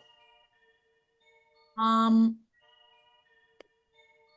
think that I slash like across his chest to like strategically like slash his chest and also like slash through any armor or whatever that he has to like just drops from his body. Awesome.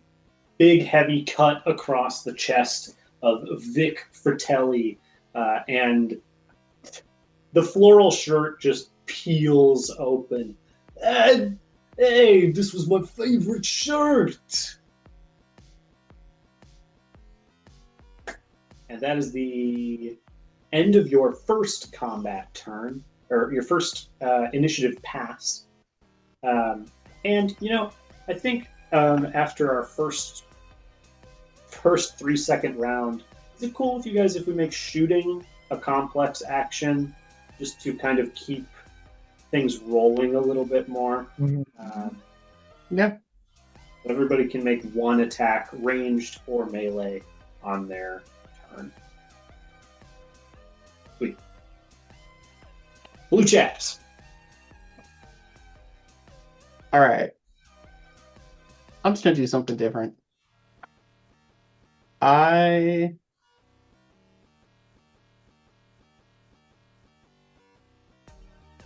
going to run up to the guy mopping who shot me.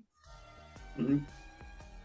Um, Oh, actually, and Alex, if you Yeah. to use your club, let's just treat it. You can use your unarmed dice pool for your okay, cool. Then I will switch to my club and be ready to attack this guy. Okay. You run into the food preparation area, which means Oh, I need you to make a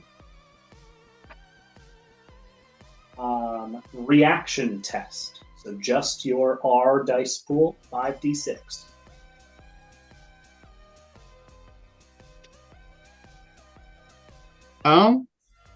no successes. You go over there, pull out your club, and you flip and fall onto your back on the grease onto the ground. Cool.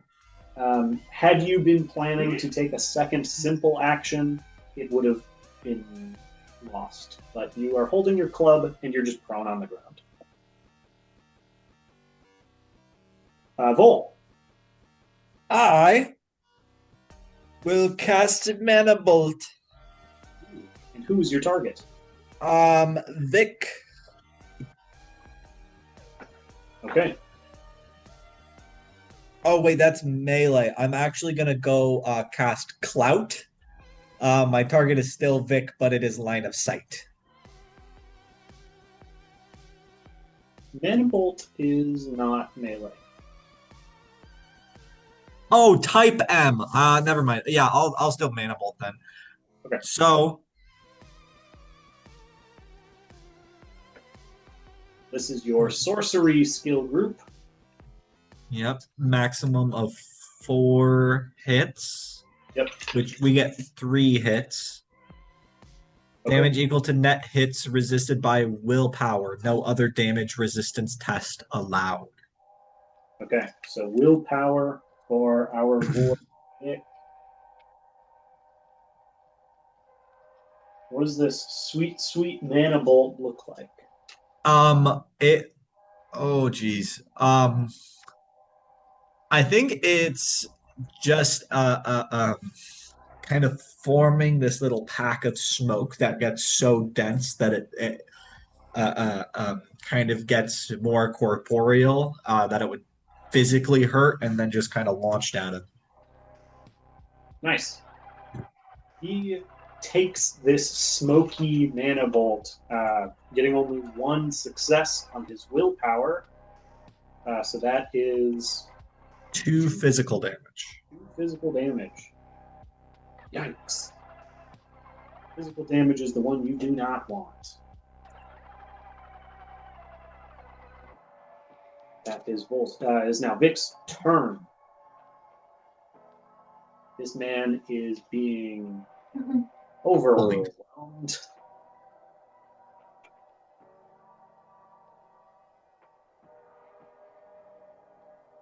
He is now in melee. which is bad for his ranged attacks.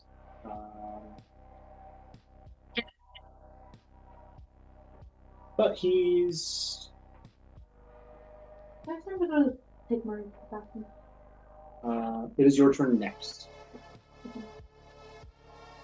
You know what? He's going to try shooting with the penalty. He's going to shoot at Jasmine with penalty of 3, which is quite the bummer.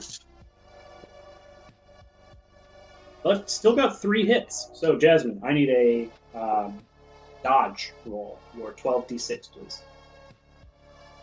You got it. Yeah. Uh-uh. Okay. 5. Easily. Bang! And you dodge the bullet. Hacky. Okay, so there's guns that are coming down from the ceiling, and the people in the kitchen are controlling them, right? Yes, the guy in the kitchen seems to have triggered them. They are now. I would like to hack the building to like take control of those guns. You may hack one of the guns. You may not hack the entire building. I'll hack one of the guns. However, if you take a look at your programs, you might find something useful. I'm going to fork it. I'm going to perform the same matrix action on 2 separate targets. You want to hack both guns? I'm going to hack both of them. Hell yeah, you are. So give me a cracking skill group. Cracking skill group. So that's 11. 11. Yep, 11d6.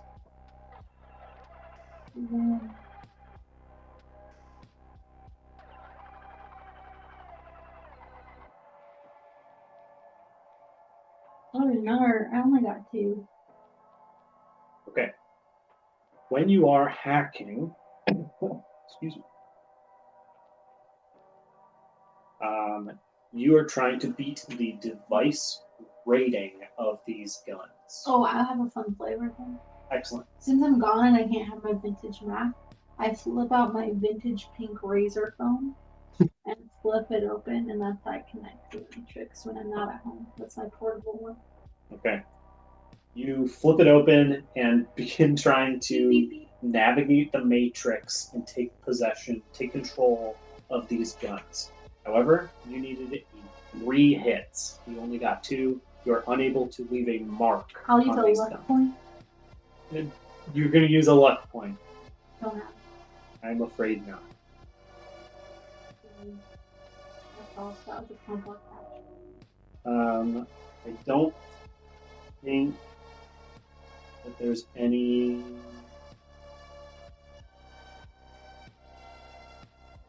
bonuses I could give you to ice cream. Bust out your fate die. Just roll 1 more d6. If it's a hit, I'll give it to you. Hit! Okay. So you have gained 1 mark on these guns. So one of the guns is mine. No. Oh. With a mark, you are able to, with a single mark, you are able to perform a free action using those guns. Okay. So I can do that right now?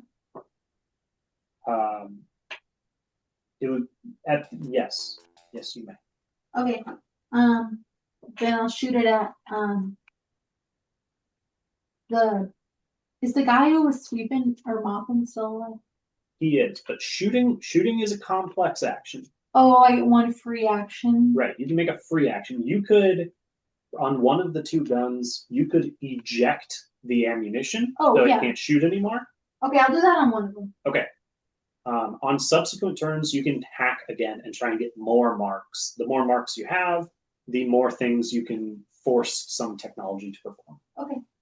So, but one of them now, It's good enough. the barrel of ammo just punk down onto the ground, leaving just like a puddle A dramatic of oil. And the cousin who was mopping is like, God damn it.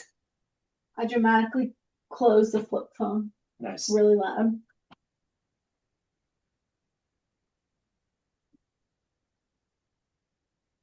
Good turn. Hi, Murray.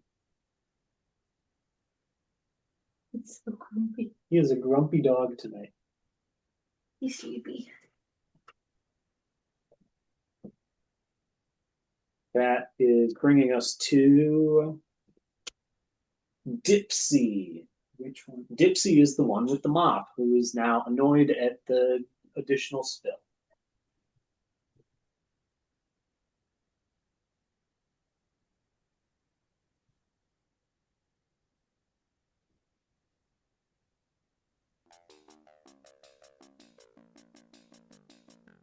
Who's Louise? Dipsy is going to fire the gun that he is holding at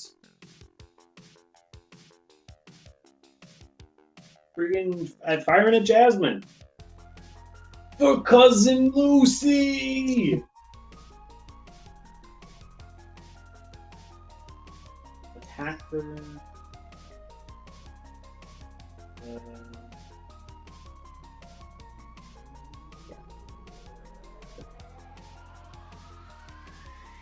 This is again with your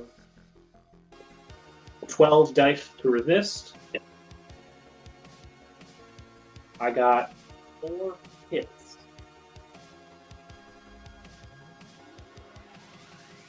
I don't like that. What happened? Huh? Hey, your audio cut out. I just saw a very triumphant fist bump. Because I got 4.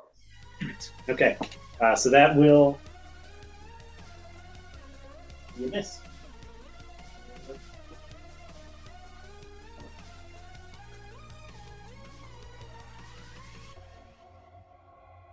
Okay.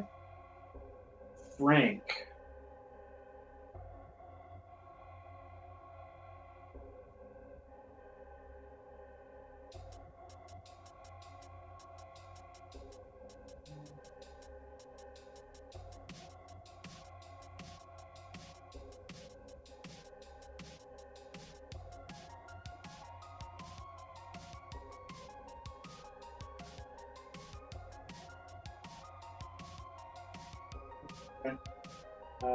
Frank is going to cast the Confusion spell on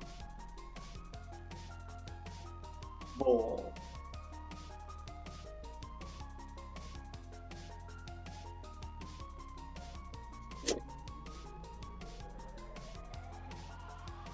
Oh my goodness. That is 4 hits. However, it is limited down to 2. Magic ability.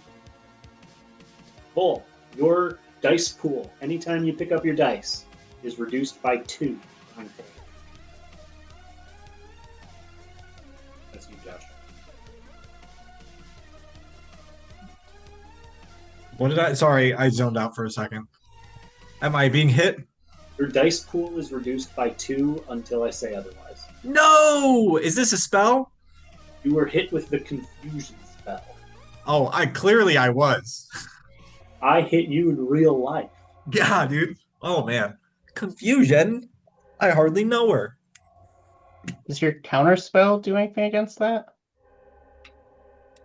I think that's only when I'm actively rolling to resist. Mm. But this is a sustained effect, so if you want to try and tamper with it on your turn, you could do so. Cool. Now it's Patsy.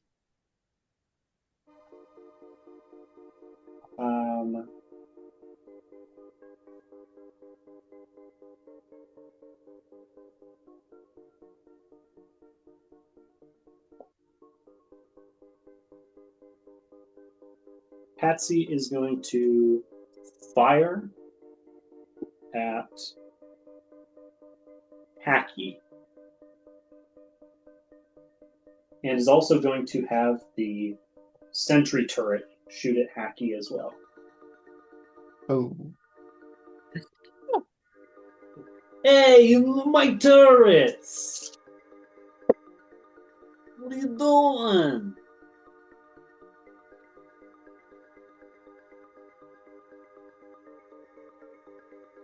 So when Haley comes back, Here.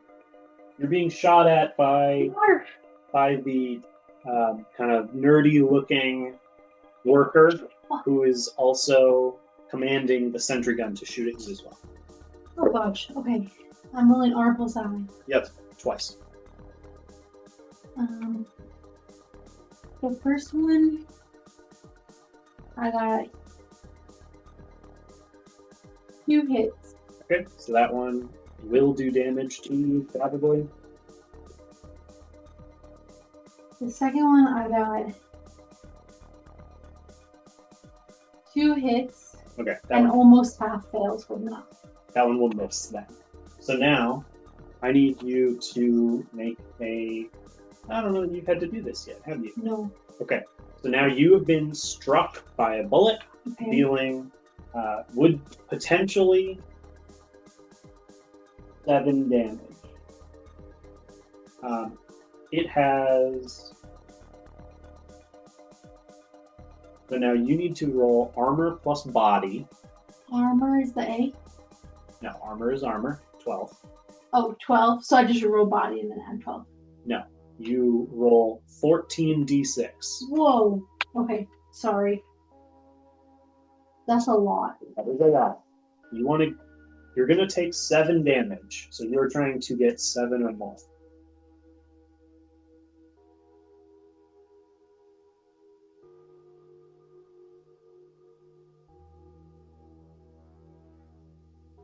I got 4. Okay, so you take 2 damage. No, And that goes nope, to that is incorrect. That is 3 damage To stun. to stun. So I just mark off 3 of those squares. Yep. Basically. However, if you note on your stun damage track, there's a little -1 on the very right. So I will take 2. No. You are taking now your dice pool is reduced by 1 always. All of the dice I ever rolled. Anytime you're rolling dice, you roll 1 less. Yay. I have also decided that I am skipping the stun track on our bad guys to speed things forward. So they only have 1 health block now. That is going to maybe make them die faster. God, I hope so. That is the end of our first initiative pass. So Jasmine, it is your turn again. Alrighty, make that attack. Wait. I have a question, actually. Sorry. I know that you said it was too late for negotiations, but I don't want this guy to die because, like, we still need the information from him. Am I allowed to intimidate? Like, using a skill is a complex action. So, am I allowed to try to intimidate him at this point and be like, just tell us the fucking, If you like, want location? and intimidate him, I will allow that. Negotiating, I think, has passed, but considering you've killed his cousin and have just struck him with a sword, I would allow you to try and intimidate him. I will tell you. Let's see, how many? Where's your skills? You have 5 dice, and you have a limit of 3. I need you to get 3 successes. Okay. 3 hits. You gotta hit your... And okay.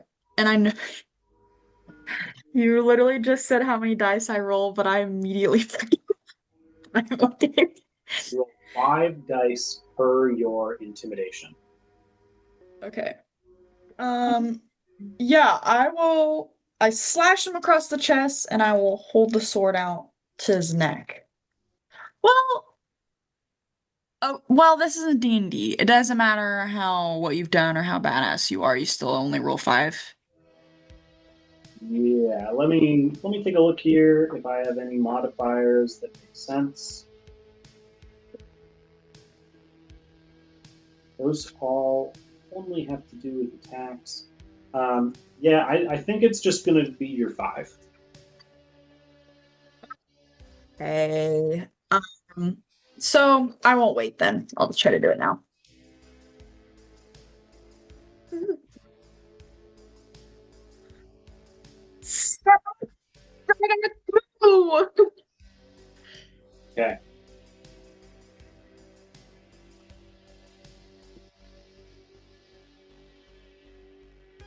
low your sword to his neck, try and cow him into complying. License. I'm gonna kill you with your own goddamn sword!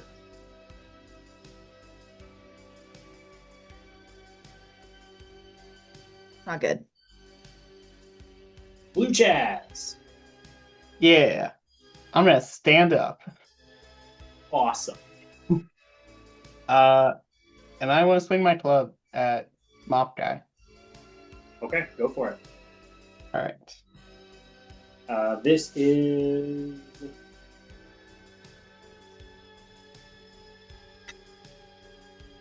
Yeah, go for it.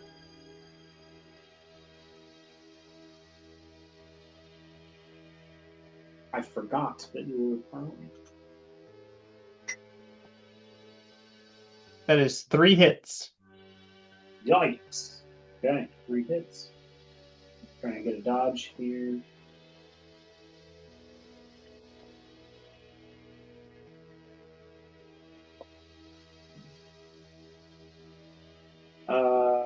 And that is 2 hits, so you are still successful. All right. And I have +8, so that'd be 9 damage. 9 damage is above armor, so this would just be physical damage.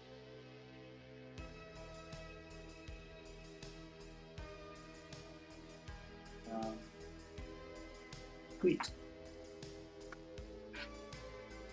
So now we're going to make the roll to try and resist that damage.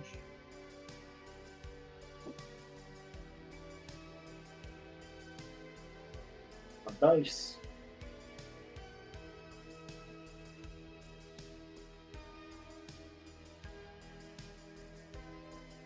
I'm so good at resisting damage. I'm so bad at landing damage. I got 5 hits. That is 4 physical damage. Gypsy.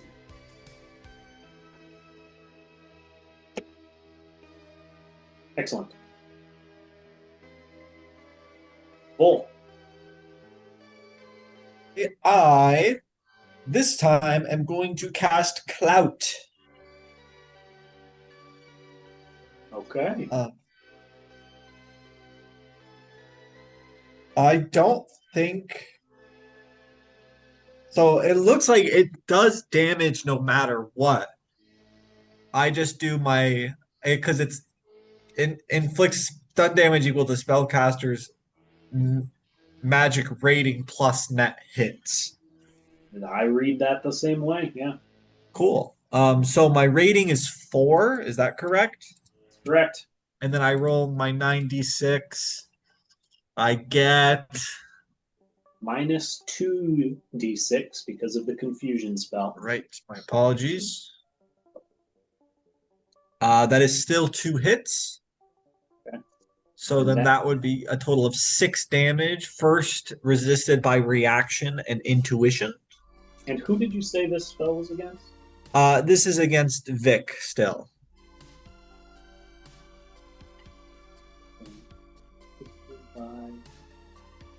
The normal stuff, okay.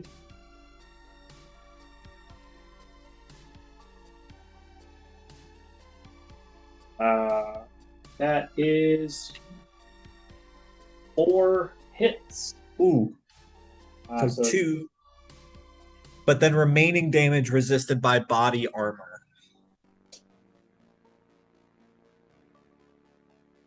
Okay, excellent. Body plus armor.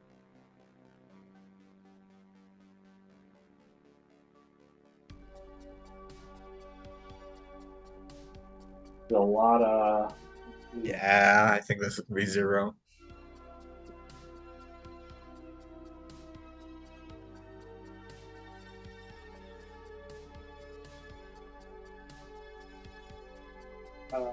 I got many hits. Oh, okay. Yep, no damage. Nice. Many dice. 2 hits. Yeah, I got 5 hits on that. Damn. Okay. Vic, is going to put his gun down and put on his pair of brass knuckles. And that ends our pass. Brings us back to Jasmine. This is the part where you take 3 turns in a row. Amazing. All right. Well, I'm scared of these brass knuckles. So, Davey, is there a way that I can just like not like when I'm attacking him, do non-lethal damage or Sure. Yeah, I'll I just say okay. So, sword attack, sword attack, sword I will say sure with a 1 die penalty. So just roll 1 less than you otherwise would. and I'm rolling 10. So roll 9. 10. So I'm rolling next.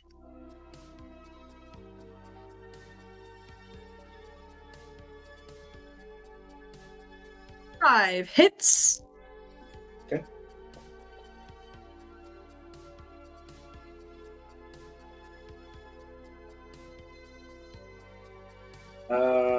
Oh no, only 1 hit. So we're looking at 14 damage. Yikes. Okay, 14 is that's not so good. We're gonna now resist with my armor.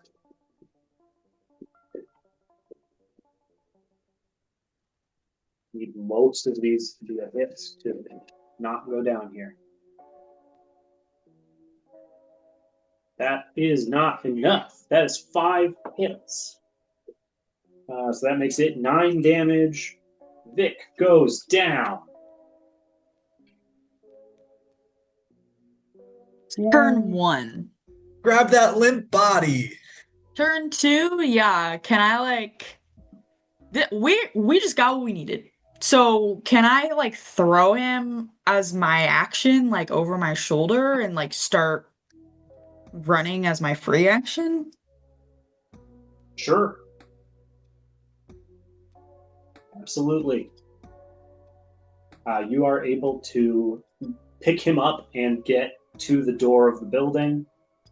That would be 1 turn. You have a 3rd and final turn. Okay, as a free action, I'm gonna do like a fancy whistle that to our gang means like time to go, bitches. And then um as my final action, I will like run out the door and wherever our car is, like try to get it ready to go. Like throw him in the car or whatever. Throw your hand onto the door handle, and it is locked. I'm not the driver. I don't have the keys. The McHugh's door. You are unable to leave the restaurant. Oh, so as my third action then can oh, sorry. No, we're still in combat, so go. As my third action, can I use my sword to just like break the fuck out of this door to like just strong arm it out? That will have to be a complex action. Trying to open the door was a simple. So you have 1 simple left. Oh. Oh.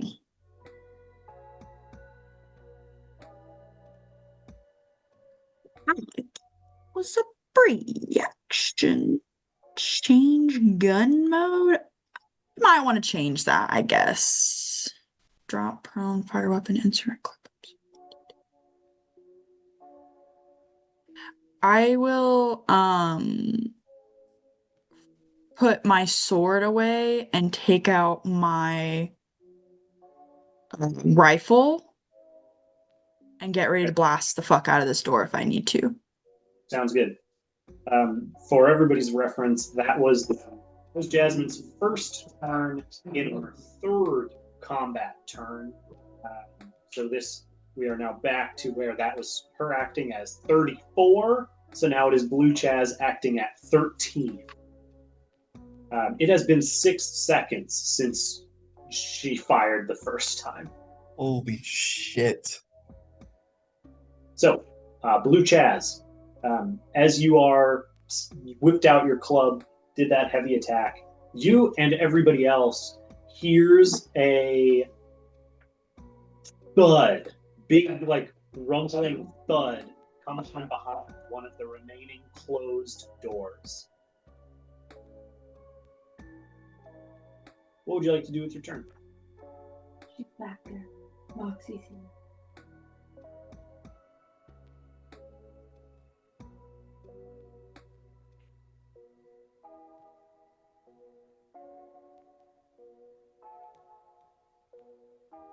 What turn is it? It is Blue Chaz Alex.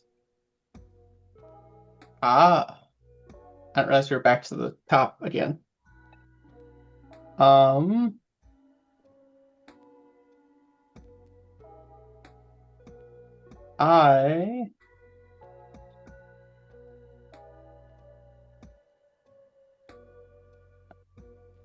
can I attempt to bust through the door? Sure.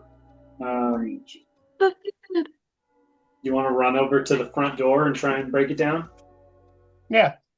Okay, first I need another reaction roll to not slip on. No. Not the grease that I caused. Someone cast grease. No, this is in the grease in the kitchen. Oh, in the kitchen. This is the kitchen grease. Oil. I spilled oil. Gun lubricant. Ew. Don't say that. Okay, that is one success. And you turn, run, and slip and fall again, and just BAM! Beat out from flat on your back. You will have to wait until your next pass your next initiative pass. Vol. I am going to attempt to remove the confusion effect from me with a counter spelling. Okay. So this is you do. Where's my counter spelling? In this sense, you do counter spelling plus magic. That feels incorrect. You don't have that. Just do your 7d6. Got it. And we got 3 hits. Okay, the confusion spell ends. Yes.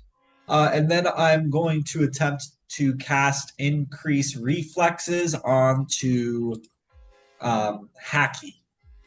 Nice. With 96, we get 4 hits, which means Hacky's initiative is increased by +2 and +2 die. All right, Hacky, 2d6 plus 2. 9, 10, 11. Oh, crap. I get to go twice. Yes. That's what I was going for. And then I guess I'll just move towards the door so that way I can get out quicker. Okay. Hacky, it is now your turn. Okay, I'm assuming the locks are automatic, like they're hooked up, someone press the lock button. Okay. I'd like to hack into the lock and unlock it. Okay. So I'm hacking, because I'm hacky sack as they call me. And That's not why we call him a sack. but you have to call me hacky, unlike Jasmine. You have to use triple name, you don't have to use hacky. Okay, so it's a set 11. No. Yep, 11d6. Okay. Oh. And the door is not as sophisticated as the guns. It only has a device rating of 2. Well, 5. Great. So you have gained 1 mark on the door, which is not enough to disengage the lock. That is a simple action, so you need to hack it another time to pick up a second mark. As my free action, I'll say, don't worry, guys. I've almost got it unlocked while I'm typing ferociously on my pink rating. Because you said my next turn I can do it. Mhm. Yeah. Okay. Okay. Dipsy, the mopper, who is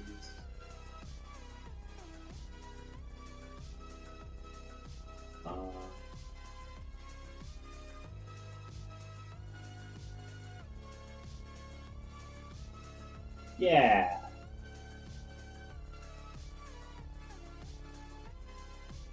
Dipsy is going to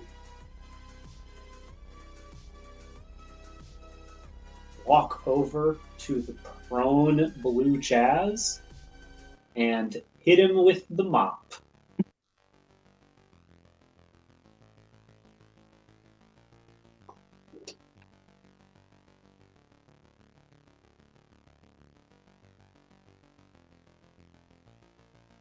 That is 3 hits. Did my dodge change? Yeah, I'm going to say take away 2 dice.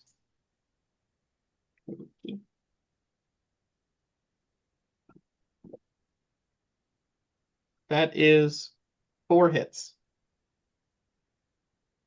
Well, shoot. You slide over on the grease, and the mop just down right next to you. You do not get hit by the mop.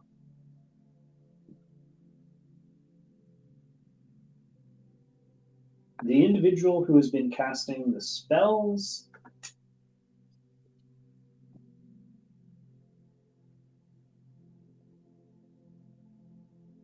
is going to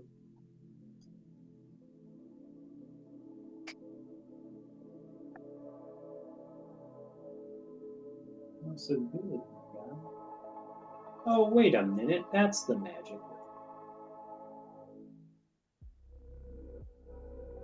My bad. Okay. Yeah. He's going to cast a mana bolt. Going to cast a mana bolt at Jasmine, and has a negative penalty because Jasmine is holding Vic, who does not want to hit with mana bolt.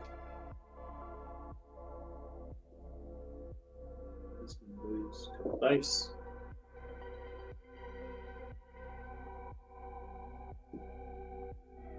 Oh, terrible. Just 1. Okay. So Jasmine, as a red, green, and white streak comes at you, I need you to make a willpower roll. That is your W, so just 3d6. Oh, that's not very much. Nothing. Okay, you take 1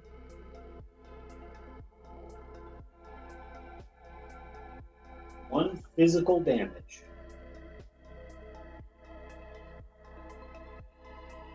Okay. Patsy, the meek individual, yes.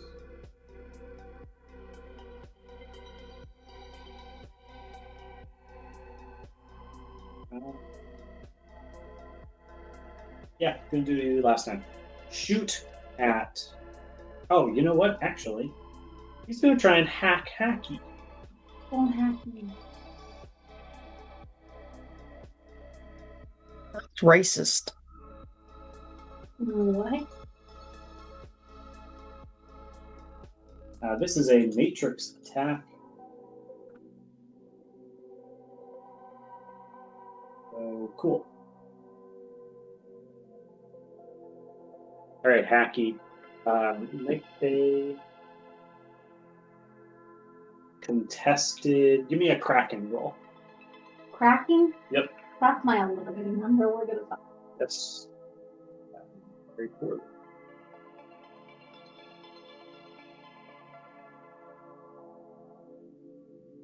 I rolled 6. Okay, that's very good. He is unable to hack into your little pink razor flagged phone. How's my phone now?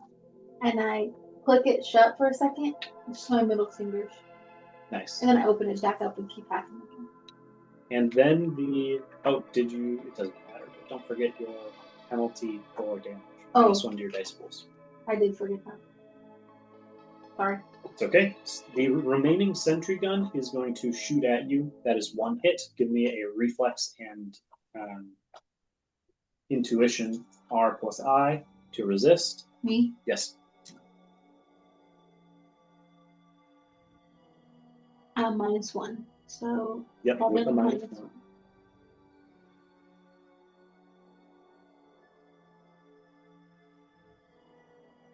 Three. Okay. The attack misses.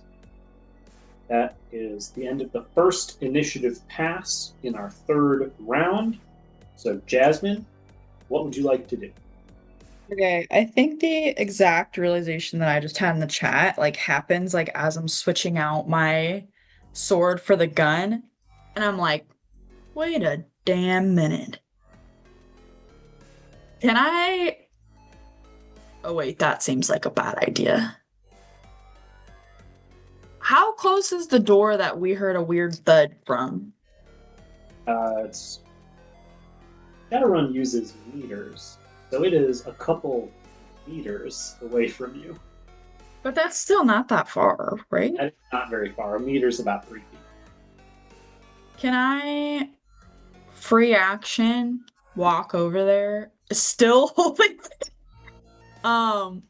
And is the door locked? That's an excellent question. Let me double check. Actually, no, I'm not going to do that because that's going to take a simple action. So instead, I don't care if it's locked. I'm using a complex action to use the butt of my rifle to slam like the door open. Yes. Okay, I love it. This is let's see.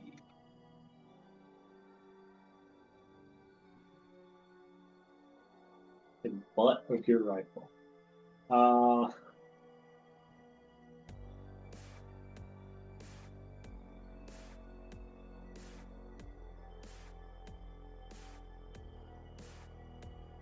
Yeah, okay. Give me a B and S roll. You gotta be bullshitting me.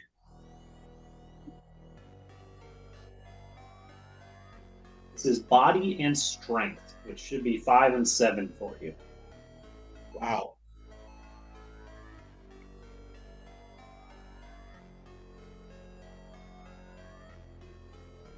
We can't hear any of what you're saying. Say anything. I'm just so shocked. I got 1 hit on 12 dice. 1 hit is not going to do it. You slam into the door and it does not budge. Yeah, I'm just shocked that I got 1 hit on that many dice. I've got more off of like 3 dice. Yeah. Damn. Hacky.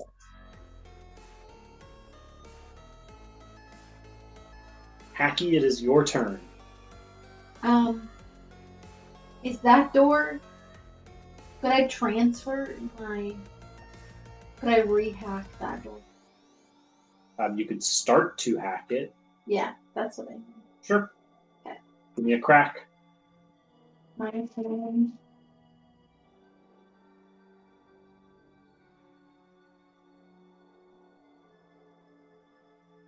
Only 2. 2 is fine. You have Great. 1 mark on this door. Okay, guys, I'm almost done hacking this door instead. Blue Chaz. Nice. I'm gonna stand up, and then I'm gonna swing my club at Mop Guy. Okay.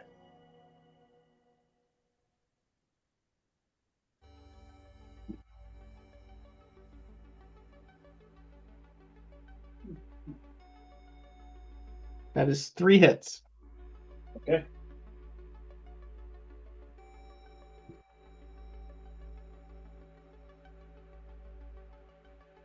Ooh, I dodge 1. Okay, so that is 10 damage. Okay. That is 10. Oops.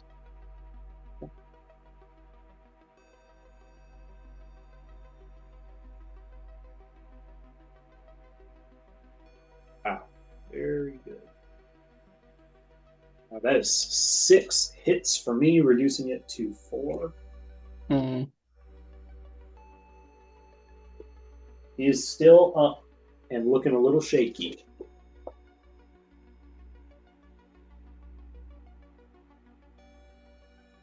That is you. Brings us to Vol.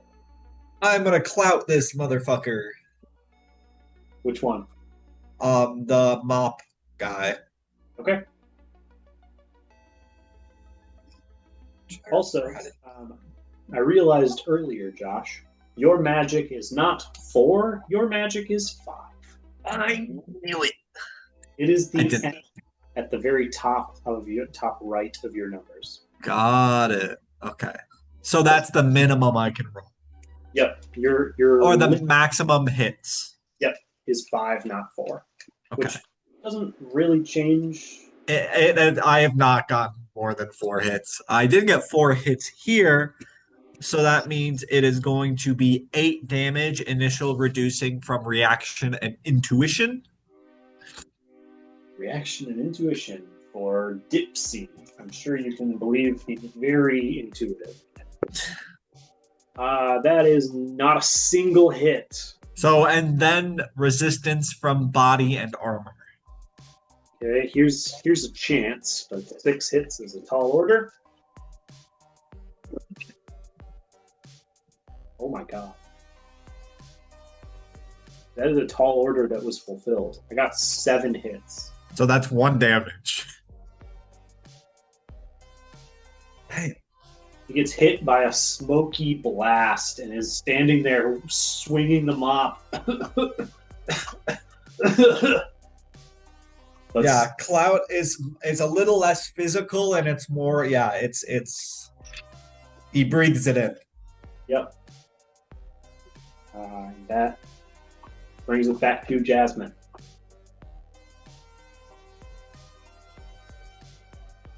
Is there any where I'm standing, anyone that I can shoot at? You could shoot at Me. I think everybody. Open concept, baby. I'll shoot at someone. Okay. Cool. Who you want to shoot? Whoever's There's- closest to me. There's the kid with the mop. There is the other one who seems to be controlling the sentry guns. There's the guy casting magic. Magic guy. He's pissing me off. And you took out the other 2. So magic guy. They're magic guy, right? The not your buddy. They're magic guy.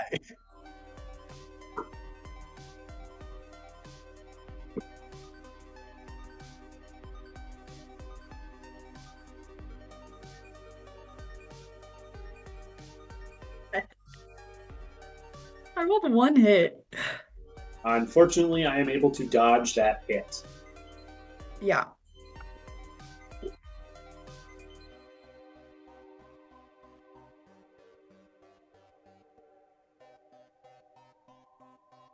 Hacky.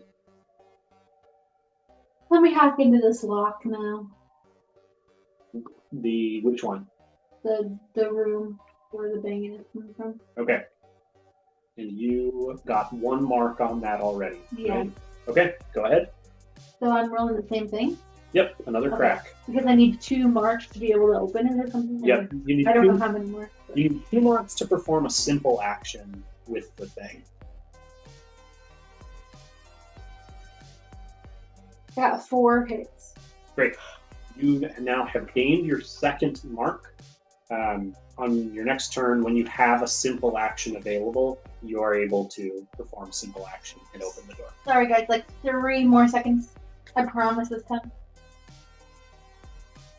Jasmine, it is back to you. God damn it. I was really hoping to go in soon. I'll shoot a magic guy again, I guess. Okay. Wow, I was rolling really well to start, and it's all going to shit. One again. Dodged. Yeah. Cool. And then it is your. Then you go again. Do it again. Work eventually, right? Oh, better. Two. I got 4 hits. It is technically better. And it is your turn again.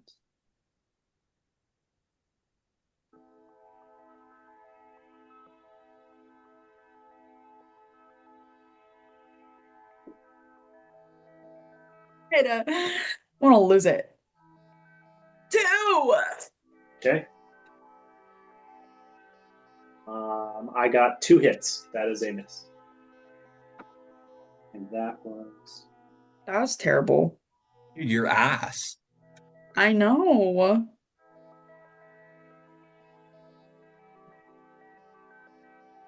And then Jasmine, it's your turn another time.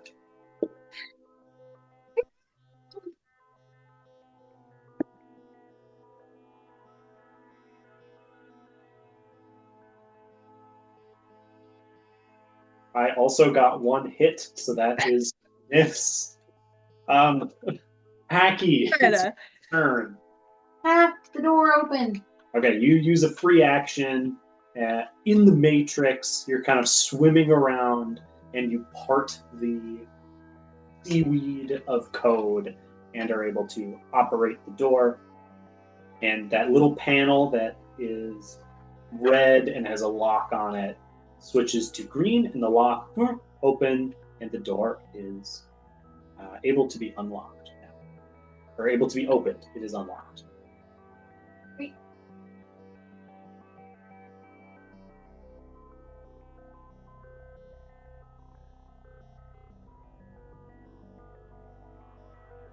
Anything else you would like to do?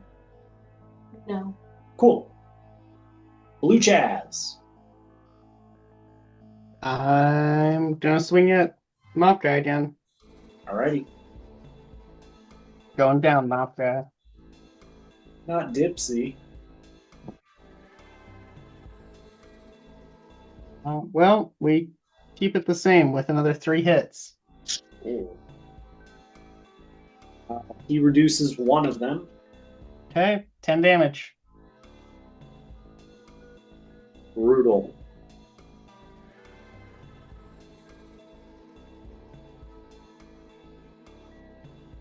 He needs to reduce all 10 to not fall, to not go down.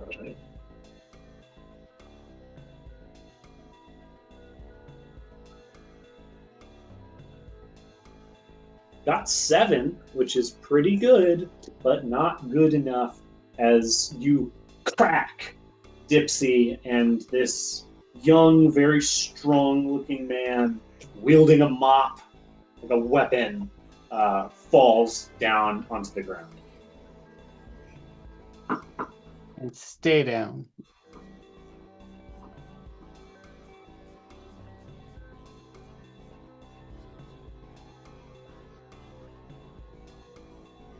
Cole. I'm gonna move over, and we're gonna find out what's behind door number 1. Okay.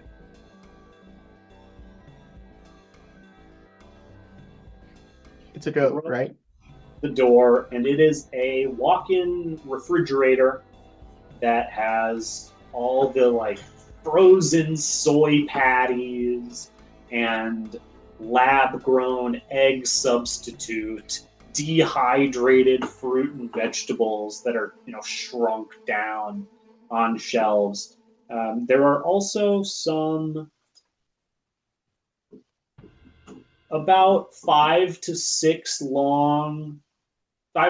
feet long plastic wrapped items in there of mysterious dimension, as well as a young girl fitting the image of Moxie, who is like standing in kind of a crouch with her hands tied behind her back to a chair. She's like holding the chair on her back, standing on the back of a clear another Fratelli family member. The resemblance is keen, who is laying on the ground unconscious, a broken box of soy patties having fallen off the top shelf and seems to have clubbed him in the head. But she's just standing on him. Badass, is all I'm gonna say. And then I'm gonna motion towards to leave that area. Can she are her feet restrained at all? Kind of, like her upper thighs are tied to the chair, so she can take like short steps. I'm gonna. Is it okay if I pick you up? Yeah, please. I don't mind. I gotta get out of here. I'll use my other simple action to pick up Moxie here, and then move as far as I can. Start going towards the exit. Go, go, go! Okay, yeah, you pick her up and are able to go stand right by the front door, which is still locked. I'm working on it. And that's my turn. Okay.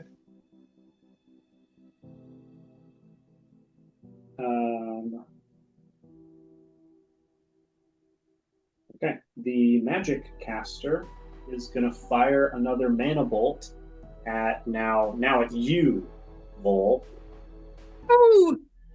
having taken their prize.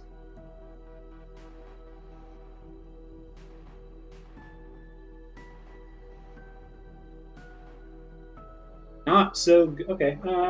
I got 3 hits that you can resist with your willpower. I also got 3 hits. Damn. Okay, that is 0. Well done. The remaining kitchen employee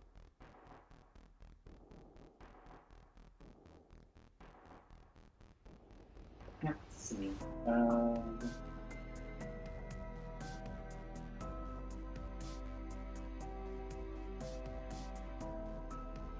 Yeah, it's gonna shoot at Hacky, and we'll also have the sentry gun shoot Hacky. So, Hacky, I need you to try and dodge 2 attacks. Okay, so that's R plus I. R plus I. -1. -1.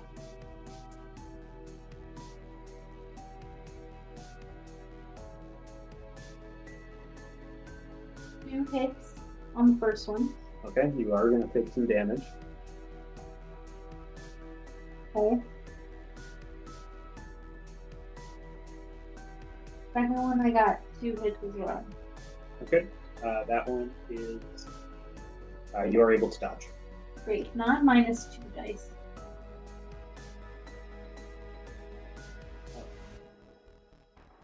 Maybe we should have had you roll the second dodge after we figured out your damage. Yeah, sorry. That's okay. Well, let's see how much damage you take first from that first attack. Oh, I thought I took 2. No.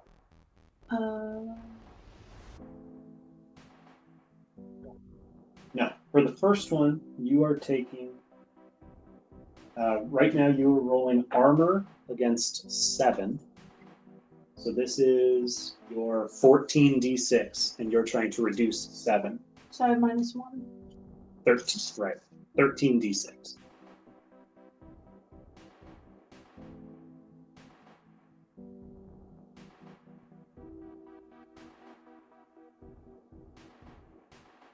-6. I got 6 hits. Wow, okay, very good. That is So really you, good. so you only take 1 Okay. stun damage. Would that have decreased your dice pool? Yeah. Okay, so roll a. You Do you want me to just re-roll the second one? Yeah. Okay, it was instead of 6 or 5 now. Well, now I missed them all, so that's great. So this is against. So now do 12d6 against 6.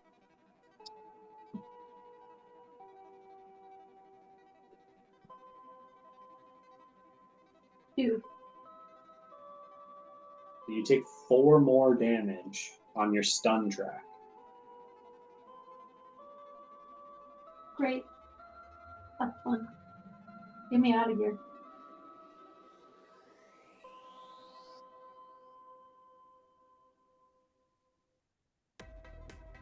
Also, the wet, sweating man finally seems to have broken free of his stupor. He stands up very slowly and walks up next to the group of you. And with a shaky hand, reaches into his jacket and pulls out a little, like, holdout pistol and just shoots the unconscious Vic. We're gonna fucking torture him or something? Cool with that. Me holding him? Like I'm holding him and the guy just walks up and shoots him in the head? Please. He just walks up, you son of a bitch, and just shoots him, and then puts the gun. His arm falls to his side, and he's in a daze. Jasmine, it's your turn. That happens. I look at this guy and go, who the fuck are you? Just sling him onto the dead guy onto the ground now. Josh, did you get, you're carrying Moxie and just waiting for the door to be open? Yeah. And Hacky is hacking the door, right? Yeah. Okay. You know what I'm gonna do then? Shoot at the spellcast. Hell yeah. Believe in you if that helps. Thank you, it does. Wow, it didn't really help. Show me 3. Show me 3. One. Rolling 7 dice. I haven't rolled above 2. Now that is 2 successes from me. This guy's able to magically throw your bullets out of the way. Hacky, it's your turn. I'm gonna try to go back to hacking the front door. Okay, give me a. So where are you at on your condition monitor? -3. You've reached the -3 line. Yes. They are cumulative, so that's -6. So I get 5. Just smash the door. Well, I didn't know that before, so I'm sorry. That's okay. Why is this cumulative? That's crazy. So wait, I still got 2 hits. hold on. Where? That's perfect. Where are you? How many boxes on your stun track have you filled in? 8. Oh, so you're only at -3. It's every time you fill out a line is when the. Oh. Oh. So you would have more dice. You're fine. Well, You got your hits. You are. You use a complex action to unlock the door. On your next turn, you can. Well, actually, the door. You've now gotten 2 marks on the door. Okay. So on your next turn, you can use a simple action to unlock it, and then anybody can leave. Okay. 3 more seconds. Blue Chaz. I'm gonna try and hit the other guy in the kitchen with my club. Okay, go for it. All right.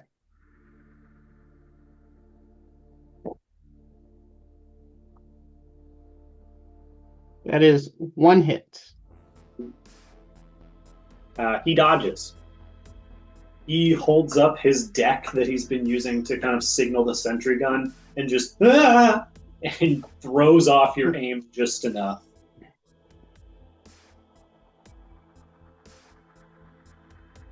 All right.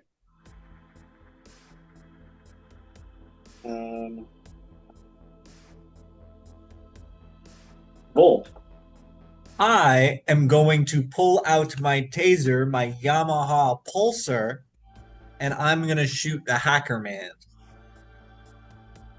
Okay. Go for it.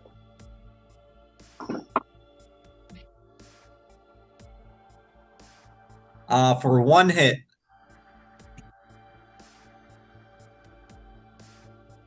So many. I got 5 hits. Jeez. Okay. I can't shoot you guys at all, but boy, am I able to dodge your We attack. can't shoot you either. Okay. Great. That was our second pass in the initiative. So, Jasmine, it is your turn. Keep freaking doing this. Okay. Fuck that magic guy. Their magic guy. I'm gonna lose my mind. Are you joking? Oh my god, I got 1! I got 2, so that is a dodge. Hacky. Hacky is gonna unlock the door. Okay. Unlock it and open the front door, and you're able to leave. Woo! You want to go? Yeah, Okay. Hacky has left the building. Hacky's fucking out of there. Jasmine, it is your turn.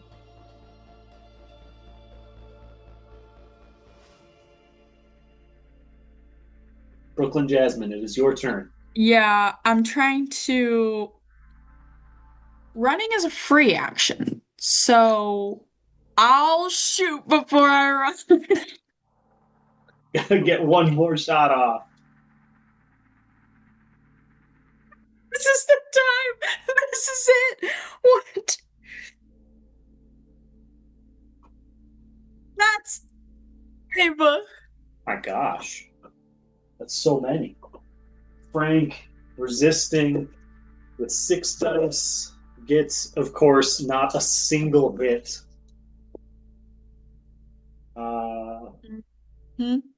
That's DV11P. Oh god, with the rifle no less. Okay, so that's 16 that he is resisting with 16 dice. Possible.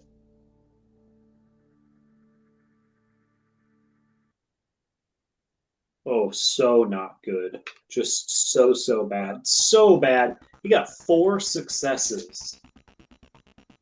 Did I kill him? Did I kill him? Yep.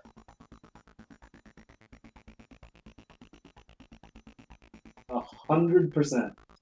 I miss so many times that I was so mad. I really locked it. I'm like, this is my last shot.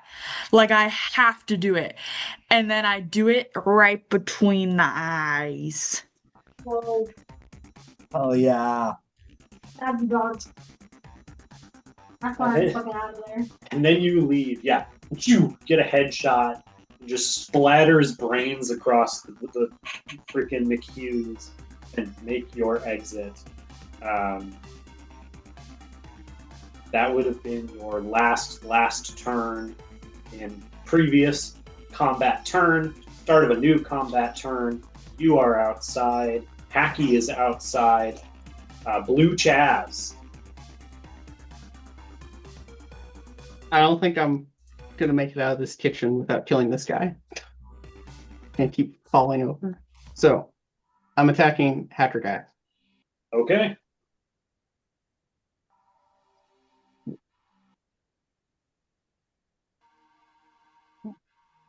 That is 2 hits.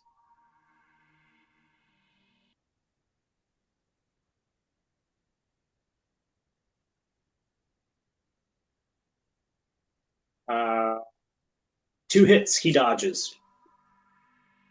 Dang. All right, I'll try and run out. Give me a body roll. Thank you, Josh. Or I guess it was It's reflex, right? It was worth it for the bit. Yeah. Be a reflex roll. That is 3 successes. Okay, you are able to run away without slipping on Whoa! 364. Vol, your turn. I get the hell out of there. I used 2 simple actions to sprint even. Amazing. You 4 escape the McHughes, leaving everybody dead except for the one guy.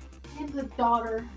Well, okay, you leave all the mobsters dead except for the one hacker, the one decker, and you've got Moxie. What do you do? What's your next move? We hold her for ransom. For 600 new yen. Take her to Hampton Holistic Healthcare Lodge. Yeah, Okay. give her back to her dad. Make your way back. Do we have a card? I put the pink razor up. There's like a phone holder, and it like projects GPS, like really advanced technology from my pink razor. Awesome. Oh, actually, we don't need directions because Jazzy knows the state of streets.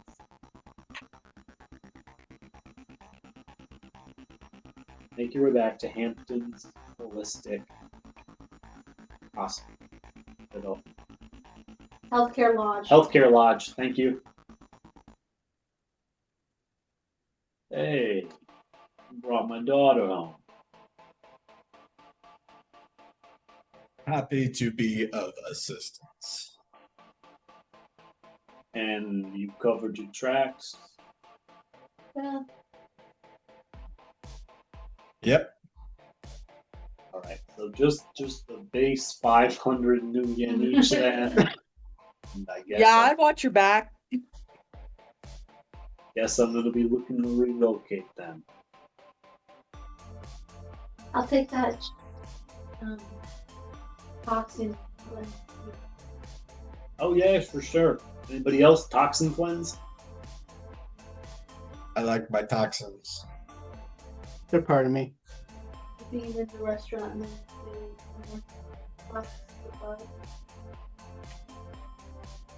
All right, come with me. Meanwhile, Moxie's like, "Oh my gosh, I'm finally home!" And she takes the chair off and goes, and he is in fact missing a finger now. But healthcare lodge. It definitely do a replacement. Oh, can you actually take a peek at this rash? oh, put that away. Put that away. I like how we left the chair on her. Yeah, when she was in the car. We didn't have there. We only have the 4 seats, so it kind of just worked. We just strapped her to the top of the car. But you did it. You won. You did your first Shadowrun. You ran those shadows. You ran the shadows. Consider those shadows ran. They get branded. What do you do next? Who goes off into the sunset? I go to my That's it. back alley blackjack games. Always gambling, God. We celebrate and get ready for our next hit as a team, Davey. There's no sunset. No rest for the wicked. Yeah. Hell yeah. Except Blue Chest does go burn down that McHughes. Okay. There's Just too a much grease.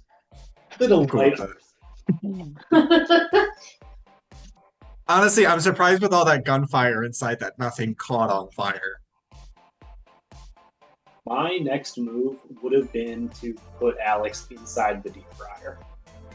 I was gonna go get grease at one point. You could do that.